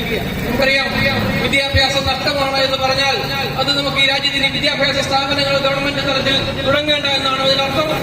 ഒരിക്കലുമല്ലല്ലോ. വിദ്യാഭ്യാസം പോലെയുള്ള, ഗതാഗതം പോലെയുള്ള, ആരോഗ്യം പോലെയുള്ള അടിസ്ഥാന സൗകര്യങ്ങൾ ഗവൺമെന്റുകള് വളരെ ഉത്തരവാദിത്വത്തോടുകൂടി ജനങ്ങൾക്ക് നിർവഹിച്ചു കൊടുക്കേണ്ടതാണ്. ഇപ്പൊ ഞാൻ സൂചിപ്പിച്ചു വന്ന മറ്റൊരു വിഷയത്തിലേക്ക് പോയതാ. നമുക്കറിയാം, KSRTC നഷ്ടമാണോ ലാഭമാണോ എന്ന കണക്കിനപ്പുറത്തേക്ക് ഇവിടെ ഇത്തരം സംവിധാനങ്ങളെ തകർത്തുകൊണ്ട് സ്വകാര്യ മേഖലയ്ക്ക് കൈയൊഴിഞ്ഞു കൊടുക്കാനുള്ള, തങ്ങളുടെ ഇഷ്ടക്കാരായ ഏതോ കമ്പനിക്ക് വേണ്ടി കൈയൊഴിഞ്ഞു കൊടുക്കാനുള്ള ഗൂഢമായ ആലോചനയുടെ ഫലമായിട്ടാണോ വാസ്തവത്തിൽ ഇത്തരം വളരെ ലാഭകരമായി പ്രവർത്തിച്ചിരുന്ന ഡിപ്പോകളെ പോലും തകർക്കാനുള്ള ഗൂഢശ്രമങ്ങള് ഇതിന്റെ പിന്നിൽ പ്രവർത്തിക്കുന്ന ആളുകളിൽ നിന്ന് തന്നെ ഉണ്ടാവുന്നത് എന്ന് നമ്മൾ സംശയിക്കേണ്ടിയിരിക്കുകയാണ്. നമുക്കറിയാമല്ലോ, നമുക്ക് കഞ്ഞി തരുന്ന ഒരു പ്രസ്ഥാനത്തെ ഇല്ലാതാക്കാൻ, നമുക്ക് അന്നം തരുന്ന ഒരു പ്രസ്ഥാനത്തെ ഇല്ലാതാക്കാൻ ശ്രമിക്കുന്ന, അതിന്റെ പിന്നിൽ പ്രവർത്തിക്കുന്നവരെ നമ്മൾ എന്ത് പേര് ഉപയോഗിച്ചാണ് വിളിക്കേണ്ടതെന്ന് നമുക്കറിയില്ല. കാരണം അതിന് പക്ഷേ മലയാളത്തിൽ അത്തരം ആളുകൾക്ക് കരിങ്കാലി എന്ന് വിളിച്ചാൽ കുറഞ്ഞു പോകുന്നത് കൊണ്ട് അതിനപ്പുറത്തേക്കുള്ള എന്തോ പദം ഉപയോഗിക്കേണ്ടി വരുന്നു എന്ന് എനിക്ക് തോന്നുകയാണ്. അപ്പോൾ അത് മറ്റൊരു വിഷയമായതുകൊണ്ട് ഞാൻ അതിലേക്ക് കടക്കുന്നില്ല. ഈരാറ്റുപേട്ടയെ സംബന്ധിച്ചിടത്തോളം ഇവിടെ പാർട്ടിയുടെ മുനിസിപ്പൽ കമ്മിറ്റി സൂചിപ്പിച്ചതുപോലെ വളരെ ഗുരുതരമായ അവഗണനയും പൊതുജനങ്ങളോടുള്ള ധിക്കാരവും ഇവിടെ നടക്കുന്നു എന്നത് ഈ പരിപാടിയിലൂടെ നമുക്ക് മനസ്സിലാവുകയാണ്. അടിസ്ഥാന സൗകര്യങ്ങൾ ഇല്ലാതാക്കാൻ വേണ്ടി വലിയ പ്രവർത്തനങ്ങൾ ഇവരുടെ ഭാഗത്തു നിന്നുണ്ടാവുന്നു. നമുക്കറിയാം, ലാഭകരമായി പ്രവർത്തിച്ച ഡിപ്പോയാണിത്. 80-ലധികം സർവീസ് ഈരാറ്റുപേട്ടയുടെ ചുറ്റുവട്ടത്തിലുള്ള പ്രദേശങ്ങളിലേക്കൊക്കെ ആദ്യകാലങ്ങളിലൊക്കെ രാത്രി 9:30-10 മണി വരെയും ബസ് സർവീസ് ഉണ്ടായിരുന്നു. അവർക്ക് അത് ഉപകാരവുമായിരുന്നു. എങ്കിൽ നമുക്കറിയാം, കുറെ നാളുകളായി ഈരാറ്റുപേട്ട ഡിപ്പോ ഏകദേശം ഒരു 20 വർഷങ്ങൾക്കപ്പുറം കോട്ടയം ജില്ലയിലെ ഏറ്റവും അധികം കളക്ഷൻ ഉണ്ടായിരുന്ന, അല്ലെങ്കിൽ ഈരാറ്റുപേട്ട ഡിപ്പോയിൽ നിന്ന് മാത്രം ഏകദേശം 80-ൽ പരം ഷെഡ്യൂളുകൾ ഉണ്ടായിരുന്ന ഒരു ഡിപ്പോ സാധാരണ കാലഘട്ടങ്ങൾ പിന്നിടുമ്പോൾ ഒരു KSRTC ഡിപ്പോയ്ക്കൊക്കെ സംഭവിക്കുന്നത് വളരെയേറെ യാത്രാ സൗകര്യങ്ങളുള്ള പുതിയ വാഹനങ്ങളും അതുപോലെ പുതിയ സർവീസുകളുമൊക്കെ ആരംഭിക്കുകയാണ് സാധാരണ സംവിധാനങ്ങളൊക്കെ ചെയ്യാറ്. പക്ഷേ ഈരാറ്റുപേട്ടയെ സംബന്ധിച്ചിടത്തോളം നമുക്കറിയാം, ഓരോ വർഷം കഴിയും തോറും ഈരാറ്റുപേട്ടയിൽ നിന്നും ചുറ്റുവട്ടത്തേക്കുള്ള പ്രദേശങ്ങളിലേക്കുള്ള മുഴുവൻ ബസ്സുകളും നിർത്തലാക്കിക്കൊണ്ട്, അല്ലെങ്കിൽ ഈരാറ്റുപേട്ടയിൽ നിന്നും പുറപ്പെട്ടുകൊണ്ടിരുന്ന ദീർഘദൂര ബസ്സുകൾ തൊട്ടടുത്ത ഡിപ്പോയായ പാലായിലേക്ക് മാറ്റിക്കൊണ്ട് അത്രയേറെ വികസന പ്രവർത്തനങ്ങളാണ് മുൻ പ്രാസംഗികൻ സൂചിപ്പിച്ചതുപോലെ ഈരാറ്റുപേട്ടയിലെ KSRTC ഡിപ്പോയിലേക്ക് അടിയന്തരമായി ഒരു കോള് വിളിക്കണമെന്ന് തീരുമാനിച്ചാൽ അവിടെ ലാൻഡ് ഫോൺ മരണപ്പെട്ട് കിടക്കുന്ന ദുഃഖകരമായ ഒരവസ്ഥയാണ് ഇന്ന് ഈരാറ്റുപേട്ട KSRTC ഡിപ്പോയ്ക്കുള്ളത്. പ്രതിഷേധവും KSRTCയെ തകർക്കരുത്, ഈരാറ്റുപേട്ട ഡിപ്പോയെ തകർക്കരുത്, KSRTC ഡിപ്പോയെ തകർക്കരുത്, ഈരാറ്റുപേട്ട ഡിപ്പോയെ തകർക്കരുത്. പാവപ്പെട്ടവരുടെ ആശ്രയമായ സാധാരണക്കാരുടെ ആനവണ്ടി, സാധാരണക്കാരുടെ ആനവണ്ടി, വിദ്യാർത്ഥികളുടെ ചങ്ക് ബസ്, വിദ്യാർത്ഥികളുടെ ചങ്ക് ബസ്, KSRTC എന്നും ആശ്രയമാണ്, KSRTC എന്നും ആശ്രയമാണ്. നമ്മുടെ ഒരു നാടിന്റെ ഒരു വിശ്വാസമായിരുന്നു. ഒരു സ്ഥലത്ത് നിന്ന് മറ്റൊരു സ്ഥലത്തേക്ക് വാഹനം ഓടുമ്പോൾ അത് സ്ഥിരമായിട്ട് ഓടുകയാണെങ്കിൽ എല്ലാ ദിവസവും ആവശ്യമുള്ള കളക്ഷൻ ഡിപ്പോയ്ക്ക് കിട്ടുമായിരുന്നു. എന്നാൽ ബസ്സിനെ വിശ്വസിക്കാൻ പറ്റാത്ത ഒരു സംവിധാനമാക്കി KSRTC മാറ്റിയത് വഴി മറ്റു യാതൊരു മാർഗവുമില്ലെങ്കിൽ അവസാനം എപ്പോഴെങ്കിലും ഏതെങ്കിലും ഒരു വണ്ടി വരുമെന്ന് കരുതി മനുഷ്യര് കാശിക്ക് അന്ത്യാഭിലാഷിനെ ഉറപ്പാക്കാൻ കാശിക്ക് പോകുന്ന ഭക്തനെ പോലെ KSRTC വഴിയോരം നിരാശനായിരിക്കുന്ന ഒരു കാഴ്ച നമ്മൾ കണ്ടിട്ട് വരും. ആദ്യകാലത്തുള്ള സ്റ്റാഫൊക്കെ വളരെ സഹകരിക്കുന്ന നമുക്ക് പരാതി ഉണ്ടായിരുന്നു. പക്ഷെ ഇപ്പോൾ പെൻഷൻ പോലും കിട്ടാതെ, ദിനബത്ത കിട്ടാതെ, അതിഭയങ്കരമായിട്ട് അധ്വാനിച്ച് ജനങ്ങളോടൊപ്പം നിന്ന് അവരുടെ തോളോട് ചേർന്ന് നിന്ന് ജീവിക്കുന്ന ഈ സഹോദരങ്ങളെ കാണുമ്പോൾ അവരിതിനെ എങ്ങനെയെങ്കിലും ഒന്ന് പിടിച്ചെടുക്കാൻ ശ്രമിക്കുകയാണ്. പക്ഷെ ഭരിക്കുന്നവർ അവർ ജനങ്ങളുടെ യാതൊരു വിധവും അംഗീകരിക്കാൻ കാരണം നമ്മൾ വീണ്ടും വീണ്ടും ഇവരെ ജയിപ്പിച്ചു വിടുകയാണ്. ഇപ്പൊ കോപ്പറേറ്റീവ് ബാങ്കിന്റെ കാര്യം പറഞ്ഞില്ല, ഭരണസമിതിയിലെ ആൾക്കാർ ഇത് മുഴുവൻ അടിച്ചുകൊണ്ട് പോയാലും അവരെ തന്നെ നമ്മൾ വീണ്ടും ജയിപ്പിക്കും. പറഞ്ഞു നോക്കണം, കട്ടപ്പന ഒരു സഹോദരൻ വൈഫിന്റെ ചികിത്സയ്ക്ക് വേണ്ടി 20 ലക്ഷം രൂപ ഡെപ്പോസിറ്റ് ചെയ്ത ആളെ കുറച്ച് പൈസ തരാമെന്ന് ജഡ്ജി ചോദിച്ചപ്പോൾ പറഞ്ഞാൽ അടിമേടിക്കാനുള്ള സമയമായിരുന്നു. ഇപ്പൊ സമരം ചെയ്യുന്നവരൊക്കെ അടിമേടിക്കുന്ന സമയമായെന്നാണ് പറയുന്നത്. പോലീസ് സ്റ്റേഷനിൽ ചെന്നാലത്തെ അവസ്ഥ ഭയങ്കര ദയനീയമാണ്. ഓർക്കണം, ഞാൻ കഴിഞ്ഞ കരുതുന്ന പോലീസ് സ്റ്റേഷനിൽ ഒരു പരാതി എത്തിയപ്പോൾ ഈരാറ്റുപേട്ടയിൽ അല്ല വാഗമണിൽ നിന്ന് പോയ ഒരു സ്ത്രീയെ വളരെ സുമുഖനായ കണ്ടാൽ യോഗ്യത, പക്ഷെ പ്രവർത്തിയിൽ യോഗ്യതയില്ല. ഞാൻ ഈ ഗ്രില്ല് കടന്നു കിടന്ന ഒരു ഉദ്യോഗസ്ഥനെ അടച്ചിട്ട് പറയാം, സാറാ വീട്ടിൽ കൊണ്ടുവരും. അതായത് ഒരു പരാതിപ്പെടുന്ന ഒരാൾ ഞാൻ സാറേ ഞാൻ തോന്നുന്നയാളല്ലല്ലോ എന്ന് പറഞ്ഞു. അങ്ങനെ പ്രതികരിച്ചില്ലെങ്കിൽ നമ്മളെ ഒതുക്കാനുള്ള ഒരു സംവിധാനത്തിലേക്ക് ഇവിടുത്തെ പൊതു സംവിധാനങ്ങൾ മാറുകയാണ്. ഇതിനു മുമ്പിൽ പ്രാർത്ഥന ഞാൻ പറഞ്ഞൊരു പക്ഷേ ഞാൻ വളരെ സീരിയസ് ആയിട്ട് ആലോചിക്കുകയാണ്. ഒരിക്കല് ഈരാറ്റുപേട്ടയിൽ നിന്ന് ഒരു യാത്രക്കാർ തുടങ്ങാണ്ട് ബസ്സിറങ്ങി. ഞാൻ മുന്നോട്ട് പോകുമ്പോൾ ഈ സ്ത്രീ പരിങ്ങി മുന്നോട്ട് നിൽക്കുകയാണ്. എന്തെങ്കിലും അസൗകര്യം ഞാൻ കരുതില്ല. പക്ഷെ കുറച്ചുകൂടെ മുന്നോട്ട് വന്നപ്പോൾ എന്ത് വെച്ചാൽ ഒരു മധ്യവയസ്ക സ്ത്രീയാണ്. ആ സ്ത്രീ സ്വന്തം സാരി പയ്യെ മുന്നോട്ട് മാറ്റി പിടിച്ച വഴിയിൽ നിന്ന് മൂത്രം ഒഴിക്കേണ്ട സ്ത്രീ.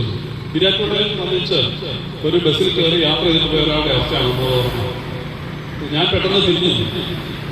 ഈ രീതിയിൽ ഒരു നാടിനെ അവഗണിക്കുകയും എന്നിട്ട് ദൈവതുല്യമായ നാടാണെന്ന് പറയുന്ന രാജവംശത്തെ പോലെ ആദ്യം അപ്പൻ ധരിക്കും, പിന്നെ മകൻ ധരിക്കും, പിന്നെ മകന്റെ മകൻ ധരിക്കും, അതിനുവേണ്ടി കാലം ഒരുക്കി വെക്കുന്ന ഒരു ജനത അടിമക്കൂട്ടങ്ങളായിട്ട് മാറുകയാണ്.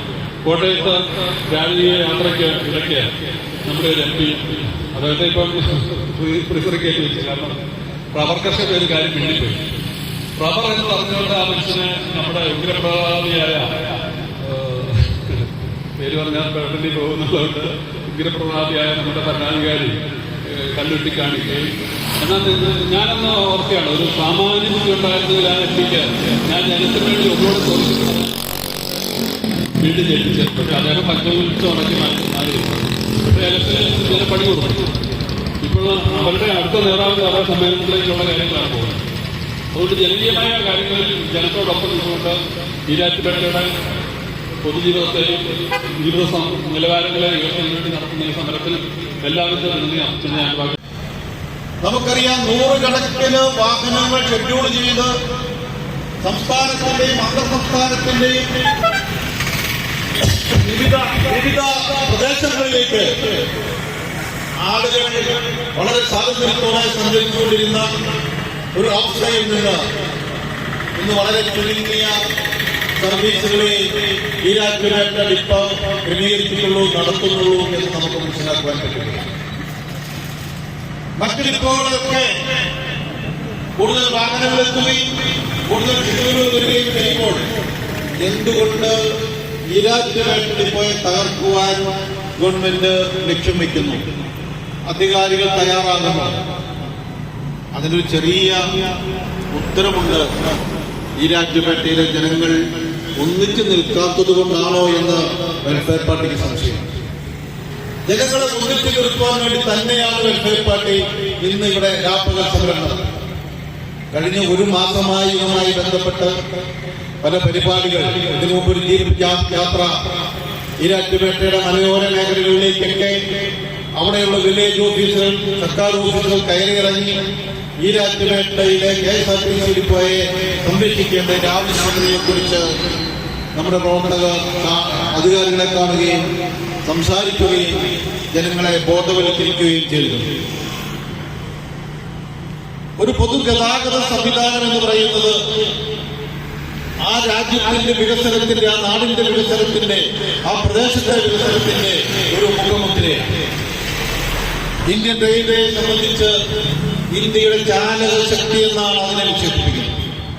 അങ്ങനെ അതിനെ വിശേഷിപ്പിക്കാൻ കാരണം ഇന്ത്യയുടെ ഒരു പൊതുഗതാഗത സംവിധാനത്തിന്റെ നട്ടെല്ലാണ് ഇന്ത്യൻ റെയിൽവേ. അതേപോലെ തന്നെ കേരളത്തിന്റെ നട്ടെല്ലാണ് KSRTC എന്ന് പറയുന്ന പൊതുമേഖലാ സ്ഥാപനം. ആ KSRTC വിവിധ ഡിപ്പോകൾ ഡെവലപ്പ് ചെയ്യുകയും അതിനെ പരിപോഷിപ്പിക്കുകയും ചെയ്യുമ്പോൾ ഈരാറ്റുപേട്ടയോട് മാത്രം അവഗണന കാണിക്കുന്നതിന്റെ ഉത്തരവാദിത്വം ഇവിടുത്തെ MLA അടക്കമുള്ളവർ സമാധാനം പറയണമെന്നാണ് ഞങ്ങൾക്ക് പറയുന്നത്. ഭരണത്തിലിരിക്കുമ്പോൾ ആ ഭരണത്തിൽ ഇരുന്നുകൊണ്ട് ആ പ്രദേശത്തെ പ്രതിദാനം ചെയ്തുകൊണ്ട് അവിടുത്തെ ജനങ്ങൾക്ക് വേണ്ട സൗകര്യങ്ങൾ ചെയ്തു കൊടുക്കണമെന്ന ഉത്തരവാദിത്വം നിറവേറ്റുവാൻ, ആ കർത്തവ്യം നിറവേറ്റിത്തരുവാൻ നമ്മൾ പരിമേൽപ്പിച്ച ആളുകൾ, അവർ അതിൽ നിന്ന് മുന്നോട്ട് പോകുന്നതിന്റെ കാരണം എന്താണെന്ന് നമ്മൾ അന്വേഷിക്കണം. KSRTC ട്രിപ്പ് നടത്തുമ്പോൾ ലാഭത്തിലല്ല എന്ന് പറയുന്ന ഒരു ന്യായം ഇവർ പറയുന്നതിന്റെ കാരണം എന്താണെന്ന് മനസ്സിലാവുന്നില്ല. പൊതുഗതാഗതം എന്ന് പറയുന്നത് ലാഭമുണ്ടാക്കാനാണ്. പലപ്പോഴും സർക്കാർ സംവിധാനങ്ങൾ, സർവീസുകൾ, സേവന മേഖല എപ്പോഴും ലാഭം തരണമെന്നൊന്നുമില്ല. അങ്ങനെ ലാഭം തരാത്തതൊക്കെ നിർത്തിക്കളയാം, ലാഭം തരാത്ത ട്രിപ്പുകളൊക്കെ നമുക്ക് ഉപേക്ഷിക്കാം. അവിടെയുള്ള ആളുകളൊക്കെ അവിടെ കിടന്നുകൊണ്ടേ ചിന്തിക്കാൻ പറ്റും. ഈരാറ്റുപേട്ടയുടെ പരിസര പ്രദേശങ്ങളിലുള്ള മലയോര മേഖലകളിലുള്ള ആളുകളുടെയൊക്കെ ഏറ്റവും വലിയ അത്താണി എന്ന് പറയുന്നത് നമ്മളൊക്കെ സ്നേഹത്തോടെ പറയുന്ന ഈ ആനവണ്ടിയാണ്. ഈ ആനവണ്ടിയെ ചങ്ങലക്കിടാനായിട്ട് നമ്മൾ അനുവദിച്ചുള്ളൂ. ആനയെ പോലും ചങ്ങലക്കിടരുതെന്നാണ് ഹൈക്കോടതി വിധി പറഞ്ഞിരിക്കുന്നത്. അങ്ങനെ വരുമ്പോൾ നമുക്ക് ഇതിനെ ചങ്ങലക്കിടാൻ ഒരിക്കലും നമുക്ക് അനുവദിച്ച് കൊടുത്തുകൂടാ. ഇതിനെ തകർക്കുവാനുള്ള കൂടെ ലക്ഷ്യം എന്താണെന്ന് നമ്മൾ മനസ്സിലാക്കും. ഇതിന്റെ പിന്നില് കൃത്യമായ രാഷ്ട്രീയ ഇടപെടലുകൾ ഉണ്ടാവും. ആ ഇടപെടലുകൾ നമ്മൾ മനസ്സിലാക്കുകയും തുറന്നു കാട്ടുകയും വേണം. നമുക്കറിയാം, ഈരാറ്റുപേട്ട ഡിപ്പോയുമായി ബന്ധപ്പെട്ട് അതുമായി സഹകരിച്ച് പ്രവർത്തിക്കുന്ന ആളുകൾ, അതിലൂടെ ജീവിതമാർഗം കണ്ടെത്തുന്ന ആളുകൾ, അവരുടെയൊക്കെ അത്താണി ഓരോ ദിനവും വാഹനത്തിന്റെ ട്രിപ്പുകളുടെ കുറവ് വരുത്തിക്കൊണ്ട്, ട്രിപ്പുകളില്ല എന്ന് പറഞ്ഞുകൊണ്ട് ആ നാടിന്റെ വികസനത്തിന് തുടക്കം വയ്ക്കുന്ന ഒരു നടപടിയാണ് ഇവിടെ അധികാരികൾ നടത്തിക്കൊണ്ടിരിക്കുന്നത്. KSRTC ലാഭത്തിലുള്ളതാണ് പറയുന്നത്. അതിനിവിടുത്തെ KSRTCയിലെ ഉദ്യോഗസ്ഥരെ കുറിച്ചും പറയുന്ന ഒരു കാലമുണ്ടായിരുന്നു. കോടി കുര്യാക്കോസ് അതിനെ കുറിച്ചൊക്കെ പറഞ്ഞു. ഒരു മീഡിയം ലെവലുള്ള ഉദ്യോഗസ്ഥർ ഒന്നടങ്കം ചേർന്ന് നിന്നുകൊണ്ട് അതിനെ ലാഭത്തിലേക്ക് എത്തിക്കാനുള്ള കാര്യങ്ങളൊക്കെ ചെയ്യുന്നുണ്ട്. പക്ഷേ എന്ത് വന്നാലും കണ്ടുപിടിപ്പിക്കും, എന്ത് വന്നാലും കമ്മീഷൻ മേടിക്കുമെന്ന് പറഞ്ഞ് തലപ്പത്തുള്ള വെള്ളാനകൾ അത് വീണ്ടും നഷ്ടത്തിലേക്ക് ആക്കിക്കൊണ്ടിരിക്കുകയാണ്. തൊഴിൽ ചെയ്ത് ജീവിക്കുന്ന സമൂഹത്തിൽ താഴേക്കരയിലുള്ള ജനങ്ങളുടെ അത്താണിയാണ്, അവരുടെ ആശ്രയമാണ് ഈ റോഡ് ട്രാൻസ്പോർട്ട് കോർപ്പറേഷൻ എന്ന് പറയുന്നത്. ഇത് കേവലം ഒരു വ്യാവസായിക അടിസ്ഥാനത്തിൽ കാണേണ്ട ഒരു സംഗതിയല്ല. ഭരിക്കുന്ന സർക്കാർ ജനങ്ങളോടുള്ള അവരുടെ ബാധ്യതയാണ് അവർക്ക് പൊതുഗതാഗതം എന്ന് പറയുന്നത്. അതിനായി മറ്റ് വാഹനങ്ങളിലൊക്കെ വളരെയധികം ചാർജ് ഈടാക്കുന്നുണ്ട്, ടാക്സ് ഈടാക്കുന്നുണ്ട്. നമ്മള് ഗവൺമെന്റ് ഹോസ്പിറ്റലുകളിൽ പോയാൽ അവിടെ എന്തെങ്കിലും പൈസ നമ്മൾ അടയ്ക്കാറുണ്ടോ? ഇല്ല. എന്താണ് നമ്മുടെ ആരോഗ്യം സംരക്ഷിക്കേണ്ടത് നമ്മുടെ സർക്കാരാണ് എന്ന് പറഞ്ഞതുപോലെ തന്നെ നമ്മുടെ പൊതുഗതാഗതം ഇവിടെ പ്രത്യേകിച്ച് ഈരാറ്റുപേട്ടയെ സംബന്ധിച്ചിടത്തോളം ലാൽപുരയിൽ മലയോര മേഖലയാണ്. ഒരുപക്ഷെ തിരുവനന്തപുരത്തു നിന്നോ കോഴിക്കോട് നിന്നോ സംസ്ഥാനത്തിന്റെ വിവിധ ഭാഗങ്ങളിൽ നിന്ന് ഈ മലയോര മേഖലയിൽ താമസിക്കുന്ന ജനങ്ങൾ അവർക്കൊരു ടൈമുണ്ട്. മൂന്നാറിലേക്ക് ബസ് കിട്ടും. 8:30 മണിക്കാൻ എത്തിയാൽ സ്ഥിരമായി അവിടെ ട്രാൻസ്പോർട്ട് ബസ്സുണ്ട് എന്നുള്ള ഒരു ചിന്തയിൽ കരുതലിൽ ഓടി ഇവിടെ വന്നു കഴിയുമ്പോൾ ഞാൻ ഇവിടെ വന്നപ്പോൾ കണ്ടു ഒരധികം പേര് ഇവിടെ റോഡിൽ നിൽക്കുന്നത് കണ്ടു. ബസ്സിന്റെ ടൈം അവർക്കറിയാം. ആ ബസ് വരുമെന്നുള്ള പ്രതീക്ഷയിലാണ് അവർക്ക് അവരുടെ വീട്ടിൽ എത്തിപ്പെടണം. ഇവിടെ വന്നിട്ട് 10, 500, 400, 500 രൂപ കൊടുത്ത് ഓട്ടോറിക്ഷ വിളിച്ച് പോകാൻ സാധിക്കുമോ? ഇല്ല. സാധാരണക്കാരനെ കൊണ്ട് സാധ്യമല്ല. പിന്നെ എന്താണ് വഴി? ഈ ബസ്സാണ് അവരുടെ ആശ്രയം. ഇവിടെ വന്നു കഴിയുമ്പോൾ പറയാണ് അതൊരു ബസ്സില്ല, ഇന്നലെ വരെ ഉണ്ടായിരുന്നു, ഇന്ന് ആ ബസ്സില്ല. അത്തരത്തിൽ ഞാൻ അറിയാൻ സാധിച്ചത് 80ഓളം സർവീസുകൾ ഉണ്ടായിരുന്ന സ്ഥാനത്ത് നിന്ന് അത് 30 ഒതുങ്ങിയിരിക്കുന്നു എന്നാണ് അറിയാൻ സാധിച്ചത്. സംസ്ഥാനത്ത് വളരെയേറെ പ്രതീക്ഷകളോടുകൂടി ഇവിടെ തുടർ ഭരണം ലഭിച്ച ഒരു ഗവൺമെന്റ് ജനങ്ങൾക്ക് ചെയ്യുന്ന സേവനത്തിന്റെ ഭാഗമായിട്ട് വേണമെന്ന് നമ്മൾ കാണേണ്ടത്. അതിന്റെ നാളുവഴികൾ കഴിഞ്ഞു പോയിട്ടുള്ളത്. സംസ്ഥാന തലത്തിൽ അത് നടത്തിയ സമരങ്ങൾ നിങ്ങൾ പരിശോധിച്ചാൽ അതിന്റെ അങ്ങേ അറ്റത്ത് വരെയും എത്തി നിന്നുകൊണ്ട് ഏത് ദൗത്യമാണോ ഏറ്റെടുത്തിട്ടുള്ളത് അത് വിജയിപ്പിക്കുന്നതിന്റെ അവസാനം വരെയും പാർട്ടി അതിന്റെ പ്രവർത്തകർ കർമ്മനിരതരായി തെരുവോരങ്ങളിൽ നിങ്ങൾക്ക് കാണാൻ കഴിഞ്ഞിട്ടുണ്ട്. എനിക്ക് ഉറപ്പുണ്ട് ഈരാറ്റുപേട്ട KSRTC ഈ ഡിപ്പോയെ അതിന്റെ പ്രതാപത്തോടു കൂടിയിട്ട് സംരക്ഷിക്കുന്നതിന് വേണ്ടി ഇറങ്ങി തിരിച്ചിട്ടുള്ള ഈ സമരം അത് ഏറ്റെടുത്തിരിക്കുന്നത് ഒരു പാർട്ടി ആണ് എന്നുള്ളത് കൊണ്ട് തന്നെ ഈ സമരം വിജയിപ്പിച്ചിട്ടേ അവർ പിൻവാങ്ങൂ എന്ന് ഉറപ്പുണ്ട്. അതിന് ഈ വൈകിയ വേളയിൽ എല്ലാവിധ ആശംസകളും വിപ്ലവാഭിവാദ്യങ്ങളും അർപ്പിച്ചുകൊണ്ട് ഞാൻ എന്റെ വാക്കുകൾ നിർത്തുന്നു. ഒക്കെ അഭിവാദ്യങ്ങൾ ഞാൻ ഈ പ്രോഗ്രാമിന് അറിയിക്കുകയാണ്. ഈ സമരത്തിന്റെ ആവശ്യകത വളരെ വലിയൊരു കാര്യമാണ്. 1977 ഈരാറ്റുപേട്ട KSRTC സ്റ്റാൻഡിന്റെ തുടക്കമെന്ന് പറയുന്നത്. ഞാൻ ഈ അരുവിത്തറ സെന്റ് ജോർജ് സ്കൂളിൽ പഠിക്കുന്ന 1983 അന്നത്തെ KSRTCയുടെ ചെയർമാനായിരുന്ന ജയറാം പടിക്കൽ IPS, ഞാനന്ന് ഈ പ്രോഗ്രാമിലൂടെ പങ്കെടുത്ത ആളാണ്.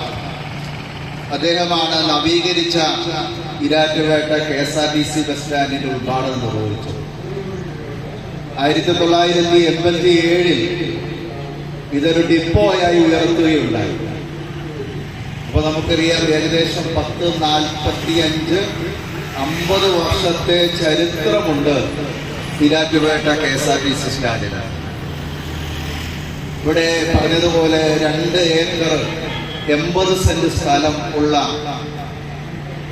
വളരെ നല്ലൊരു കെട്ടിടം കഴിഞ്ഞ 5-10 വർഷം മുമ്പ് MLAയുടെ ആസ്തി വികസന ഫണ്ടിൽ നിന്ന് ഏകദേശം 1.5 കോടി രൂപ മുടക്കി ജനങ്ങൾക്ക് നിൽക്കാനുള്ള വിശ്രമിക്കാനുള്ള സ്ഥലങ്ങളടക്കം, ഇവിടെയുള്ള ഉദ്യോഗസ്ഥന്മാർക്ക് വിശ്രമിക്കാനുള്ള സ്ഥലങ്ങളടക്കം എല്ലാ സൗകര്യങ്ങളുമുള്ള ഒരു വലിയ കെട്ടിടം നമ്മുടെ ഈ സ്ഥാപനത്തിന് വേണ്ടി പണിതതിന്റെ ഉദ്ഘാടനം കഴിഞ്ഞു.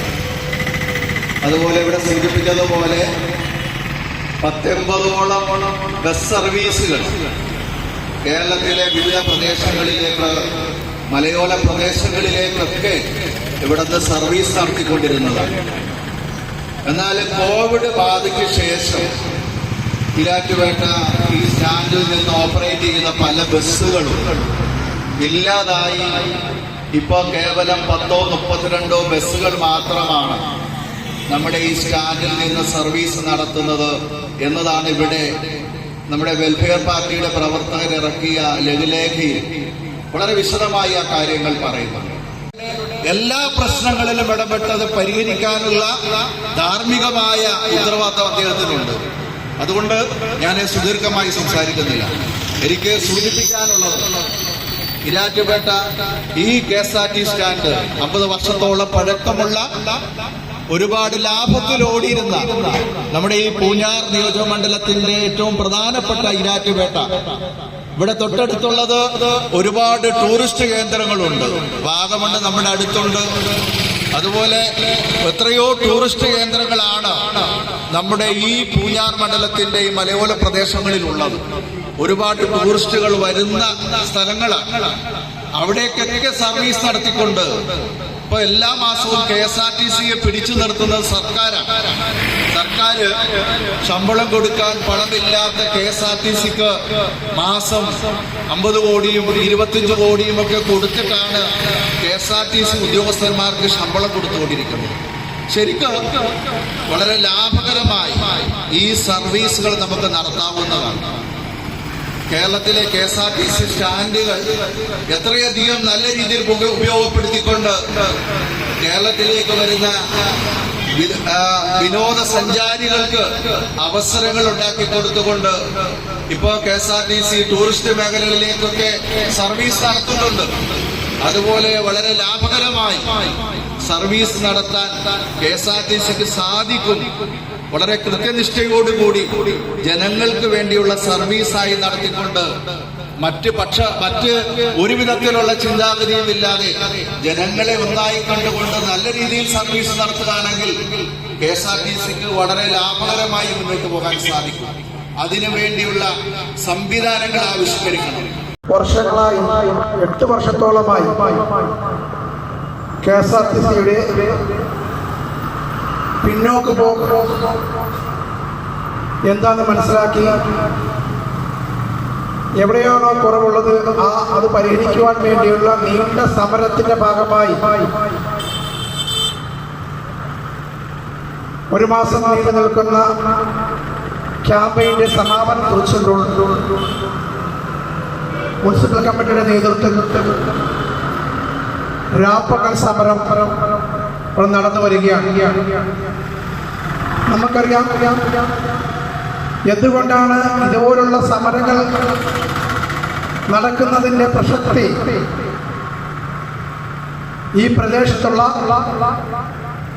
5 or 6 മലയോര പ്രദേശങ്ങളിലെ പ്രസിഡന്റിനെ നേരിട്ട് കണ്ട്, പൊതുപ്രവർത്തകരെ നേരിട്ട് കണ്ട് അതിൻ്റെ ആവശ്യകത, KSRTCയുടെ അപകടന എന്താണെന്ന് അവരെ അറിയിച്ചുകൊണ്ട് ഒരു ബുക്ക്ലെറ്റ് അടിച്ചുകൊണ്ട് കാര്യങ്ങൾ മനസ്സിലാക്കി അധികാരികളെ അവരും കൂടെ സമരത്തിലൂടെയും അധികാരികളെ അവരും കൂടെ ശ്രദ്ധ കൊടുത്തുകൊണ്ടുള്ള സമരത്തിന്റെ ഭാഗമായിട്ടാണ് മുഴുവൻ ആളുകളെയും മലയോര മേഖലയിലുള്ള പ്രസിഡന്റുമാരെയൊക്കെ നമ്മൾ കണ്ടത്, പഞ്ചായത്ത് പ്രസിഡന്റുമാരെ കണ്ടത്.